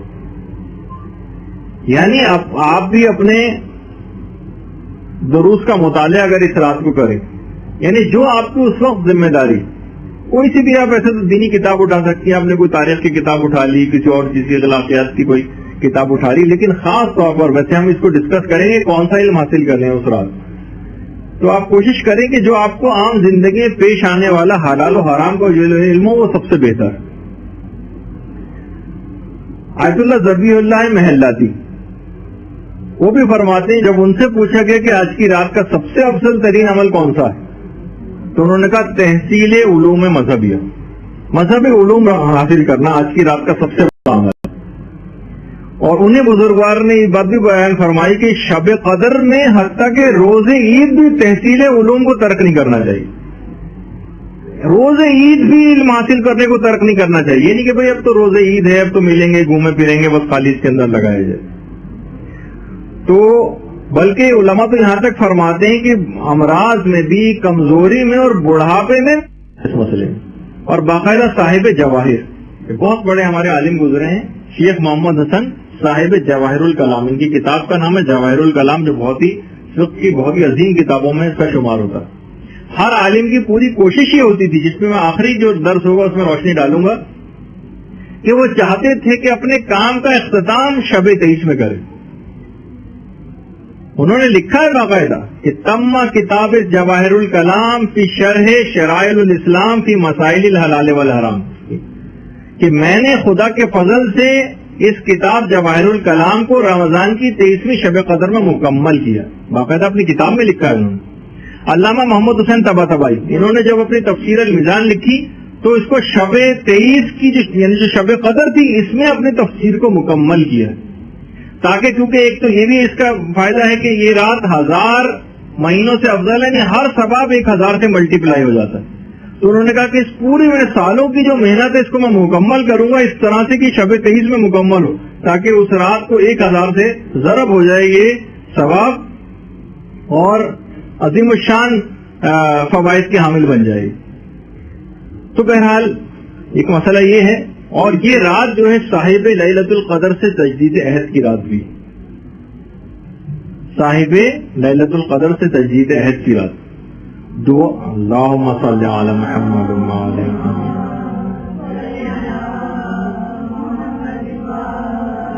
دعائیں بھی اگر ہو سکے تو اس میں ضرور پڑھیں دعائے افتتاح، ورنہ کم سے کم اللہم کن لولیک الفرج والی جو دعا ہے وہ تو اس رات کو بالکل فراموش نہ کریں. کوشش یہ کریں کہ ویسے تو سارے ائمہ ہی سے توسل کا حکم ہے، لیکن امیر المومنین امام الموحدین علی ابن ابی طالب علیہ الصلوۃ والسلام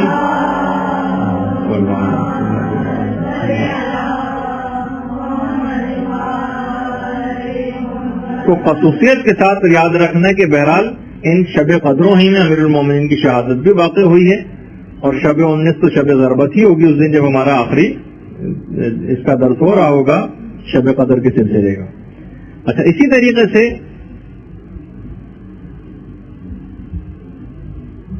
امام زمانہ علیہ الصلوۃ والسلام کو اس شب کے اندر یاد رکھنا ہے.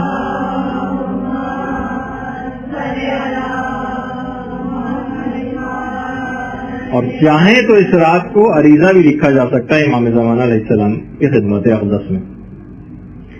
اور ویسے تو تمام ائمہ ہی سے توسل کو اختیار کرنا چاہیے، لیکن الخصوص جیسے کہ میں نے اس سے پہلے بھی عرض کیا تھا، ہمارے 12ویں امام کے والدہ گرامی حضرت نرجس خاتون سے توسل اختیار کرنا. میں نے اللہم صلی علی محمد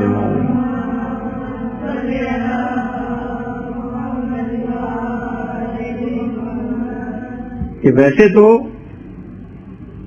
ماں جو ہے اگر بیٹے کو کوئی حکم دے تو ناممکن ہے، اور وہ بھی میں نے جیسے پہلے کہا تھا کہ امام زمانہ علیہ السلام سے زیادہ سعادت مند بیٹا کون سا ہوگا، اور ایسا بیٹا کہ جس کے ہاتھ میں کائنات کی تمام قوتیں بھی ہیں اور جو سردار و مالک ہے کائنات کا، تو وہ کب اپنی ماں مادر گرامی کے اس حکم کو ٹالے گا.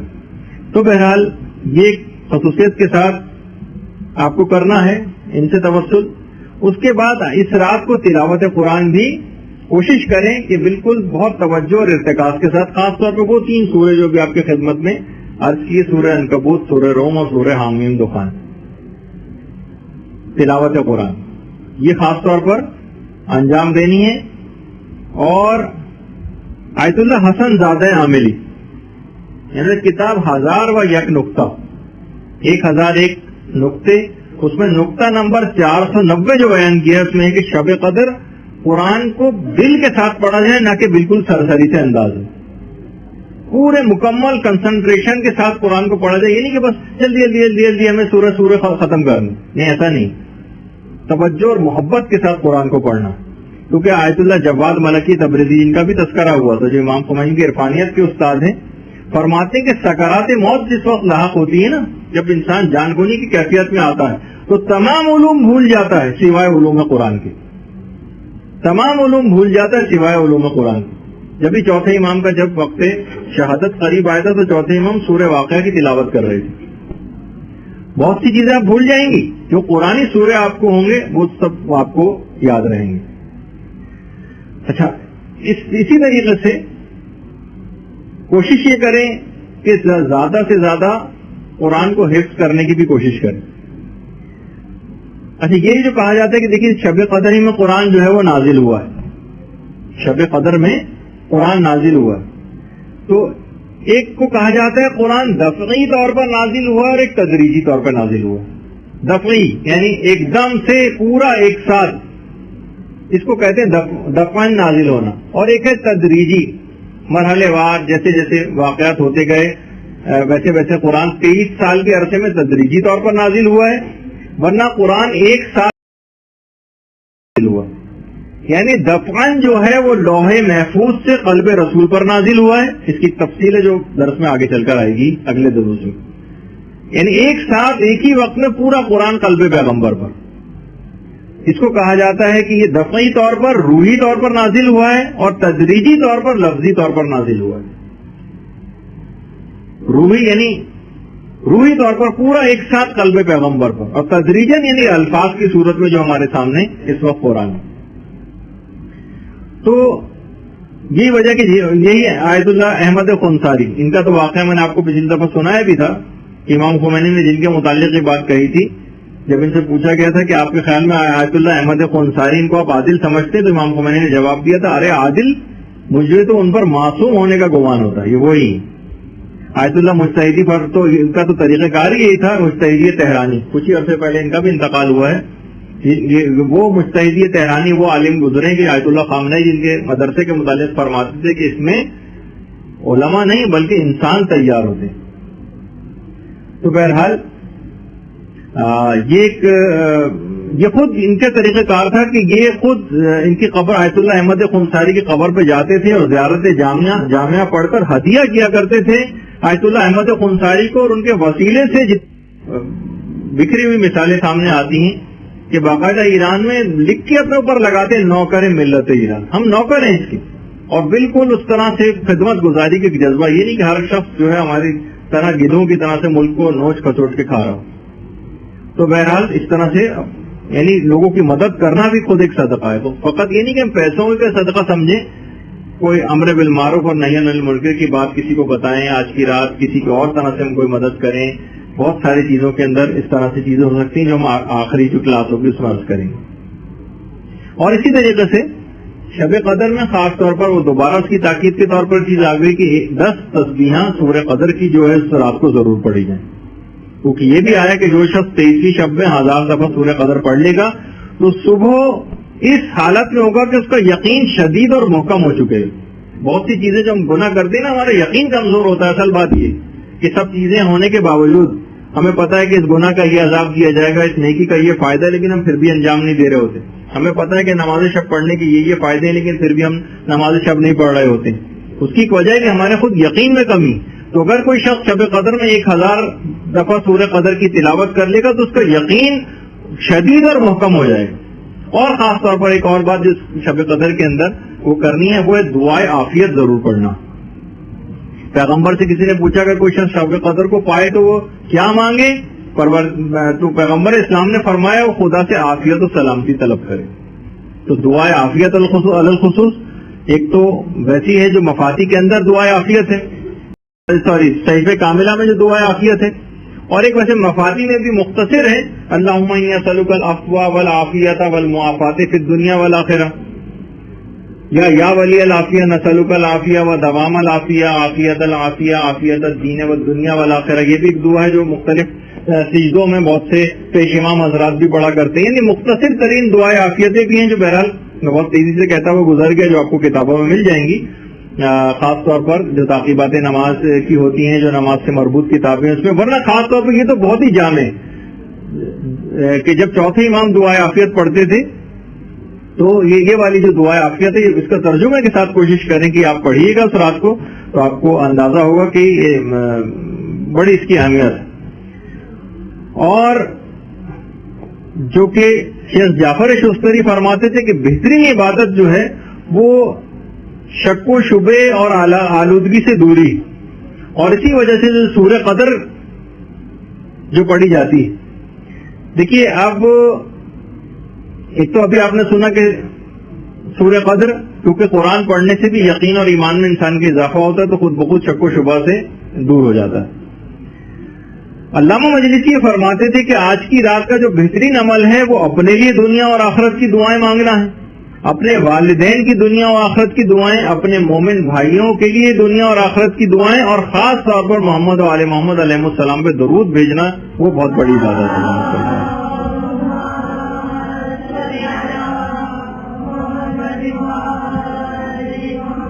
سب کے لیے دعا کرنی.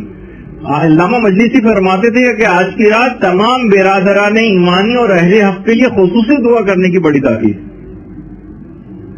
سب کے لیے دعائیں. اچھا کون کون سی دعائیں، کیسی دعائیں، یہ انشاءاللہ ہماری اگلی کلاس کا موضوع ہوگا. تو بہرحال اچھا اسی طریقے سے 100 رکعت کی جو نماز ہے وہ بھی پڑھی جاتی. دعائیں تو آپ کو مانگتے رہنا اور سب لوگوں کے لیے مانگنا، سب لوگوں کے لیے مانگنا ہے، اپنے لیے بھی دعائیں مانگنی ہیں. اچھا اپنے لیے، اپنے خاندان والوں کے لیے آپ اس طرح سے بھی کر سکتی ہیں کہ ورنہ آدمی نا بھول جاتا ہے بہت سے لوگوں کے نام. تو آپ ایسا کر لیں کہ میں اپنا ایک ذاتی طریقہ کا جو میں نے اپنا ایک فارمولا بنایا ہوا ہے وہ آپ کی خدمت سے شاید آپ کو بھی اس سے فائدہ ہو جائے، کوئی مس نہ ہو جائے. اوپر سے بالکل شروع کیجیے. پہلے تو پروردگار کی حمد و ستائش اور تعریف و توصیف جو کہ دعاؤں کا ایک حصہ ہے کہ کوئی بھی شخص دعا کرنا چاہے تو آج کی تو کلاس میں اتنا وقت نہیں بچا ہمارے پاس کہ میں آپ کو خدمت میں پیش کروں، ورنہ جو دعائیں مانگیں گی آپ تو 16-17 کچھ ایسی شرطیں ہیں، اگر وہ آپ پوری کریں جو بہت آسان ہے تو کوئی امکان ہی نہیں رہے گا کہ وہ دعا رد ہو جائے. وہ انشاءاللہ اگلی کلاس میں آئے گی. تو اپنی جو دعائیں آپ کو مانگنی کی، وقت بہت کم ہے، چیزیں بہت زیادہ ہیں، اس وجہ سے ہر چیز کو مجھے یہ کہنا پڑ رہا ہے کہ اگلی کلاس میں آئے گی. تو اپنے لیے بھی جو دعائیں آپ مانگیں اور اپنے گھر والوں کے لیے، خاندان والوں کے لیے، کوئی رہ نہ جائے اوپر سے شروع کریں. اس کے بعد جو کائنات میں افضل ترین شخصیت کون ہے، پیغمبر اسلام سے مربوط جو آپ کی دعائیں ہو سکتی ہیں کہ ان کی شفاعت سے بہرامند فرما، ان کو ہم سے راضی و خوشنود فرما. اسی طریقے سے پھر ائمہ معصومین علیہ السلام ہیں، اور اس کے بعد آپ کے جو آبا و اجداد جو مرحوم ہو چکے ہیں وہ ہیں، علماء اعلام ہیں جو پہلے گزر چکے ہیں، ان کے حوالے سے کچھ دعائیں ہیں. ہوتے ہوتے پھر خاندان کا جو بزرگ آپ کا ہو سب سے، وہاں سے آپ شروع کریں، پھر نیچے یعنی جو ہم کہتے ہیں ڈسینڈنگ آرڈر آف فریکوینسی، اوپر سے نیچے کی طرف جو جس میں آپ آتی ہیں. تو اس سے آپ کو یاد رہے گا کون اس سے چھوٹا کون ہے، اس سے چھوٹا کون ہے، یہاں تک کہ ہوتے ہوتے پھر ایک لحاظ سے سب سے چھوٹی آپ ہی ہوں گی، بچیں گی. تو آپ اپنے لیے پھر آخر میں جو ہے اپنی سب سے آخر میں اپنے لیے دعا، الجار ثم الدار، پہلے پڑوسی اور دیگر لوگوں کے لیے دعا اور آخر میں اپنے آپ کے لیے. تو اس سے ایک فائدہ یہ ہوگا کہ تمام وہ دعائیں جو آپ نے دیگر لوگوں کے لیے کی ہوں گی ان سب کا ثواب بھی فرشتے کہیں گے جتنی آپ نے دیگر لوگوں کے لیے دعائیں مانگی ہیں وہ سب کی سب پروردگار فرشتے دعا کریں گے کہ اس شخص کے اپنے حق میں قبول فرما لیں. تو جو آپ نے دوسروں کے لیے کی گئی ہوں گی وہ آپ کے اپنے حق میں قبول ہو جائیں گی. اور پھر آپ کی اپنی الگ سے کچھ مخصوص دعائیں بھی ہوں گی، ظاہر ہے وہ بھی آپ کو انجام دینا ہے اور مانگنا ہے. تو بہرحال بہت ساری چیزیں اس طریقے سے اس کے اندر آتی رہیں گی، آگے بڑھتی رہیں گی. تو آپ کو خود اپنی بھی دعائیں مانگنا ہے اور اپنے تمام مومنین بھائیوں کے لیے بھی دعائیں مانگنی ہیں. اور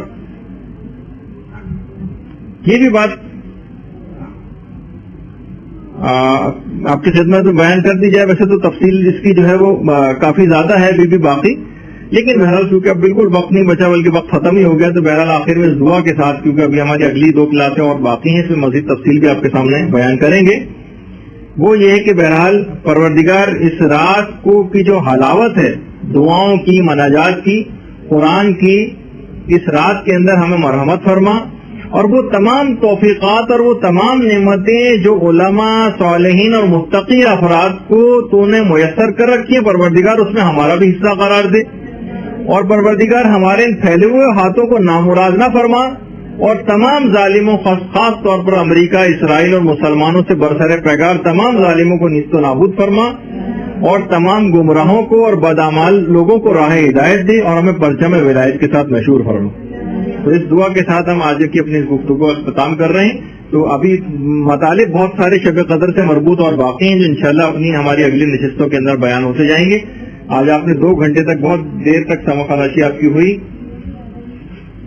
تو انشاءاللہ سوالات یقیناً آپ کے ہوں گے جن کے اگلی نشستوں میں جواب دے دیے جائیں گے. وصلی اللہ علی محمد وآلہ الطیبین الطاہرین.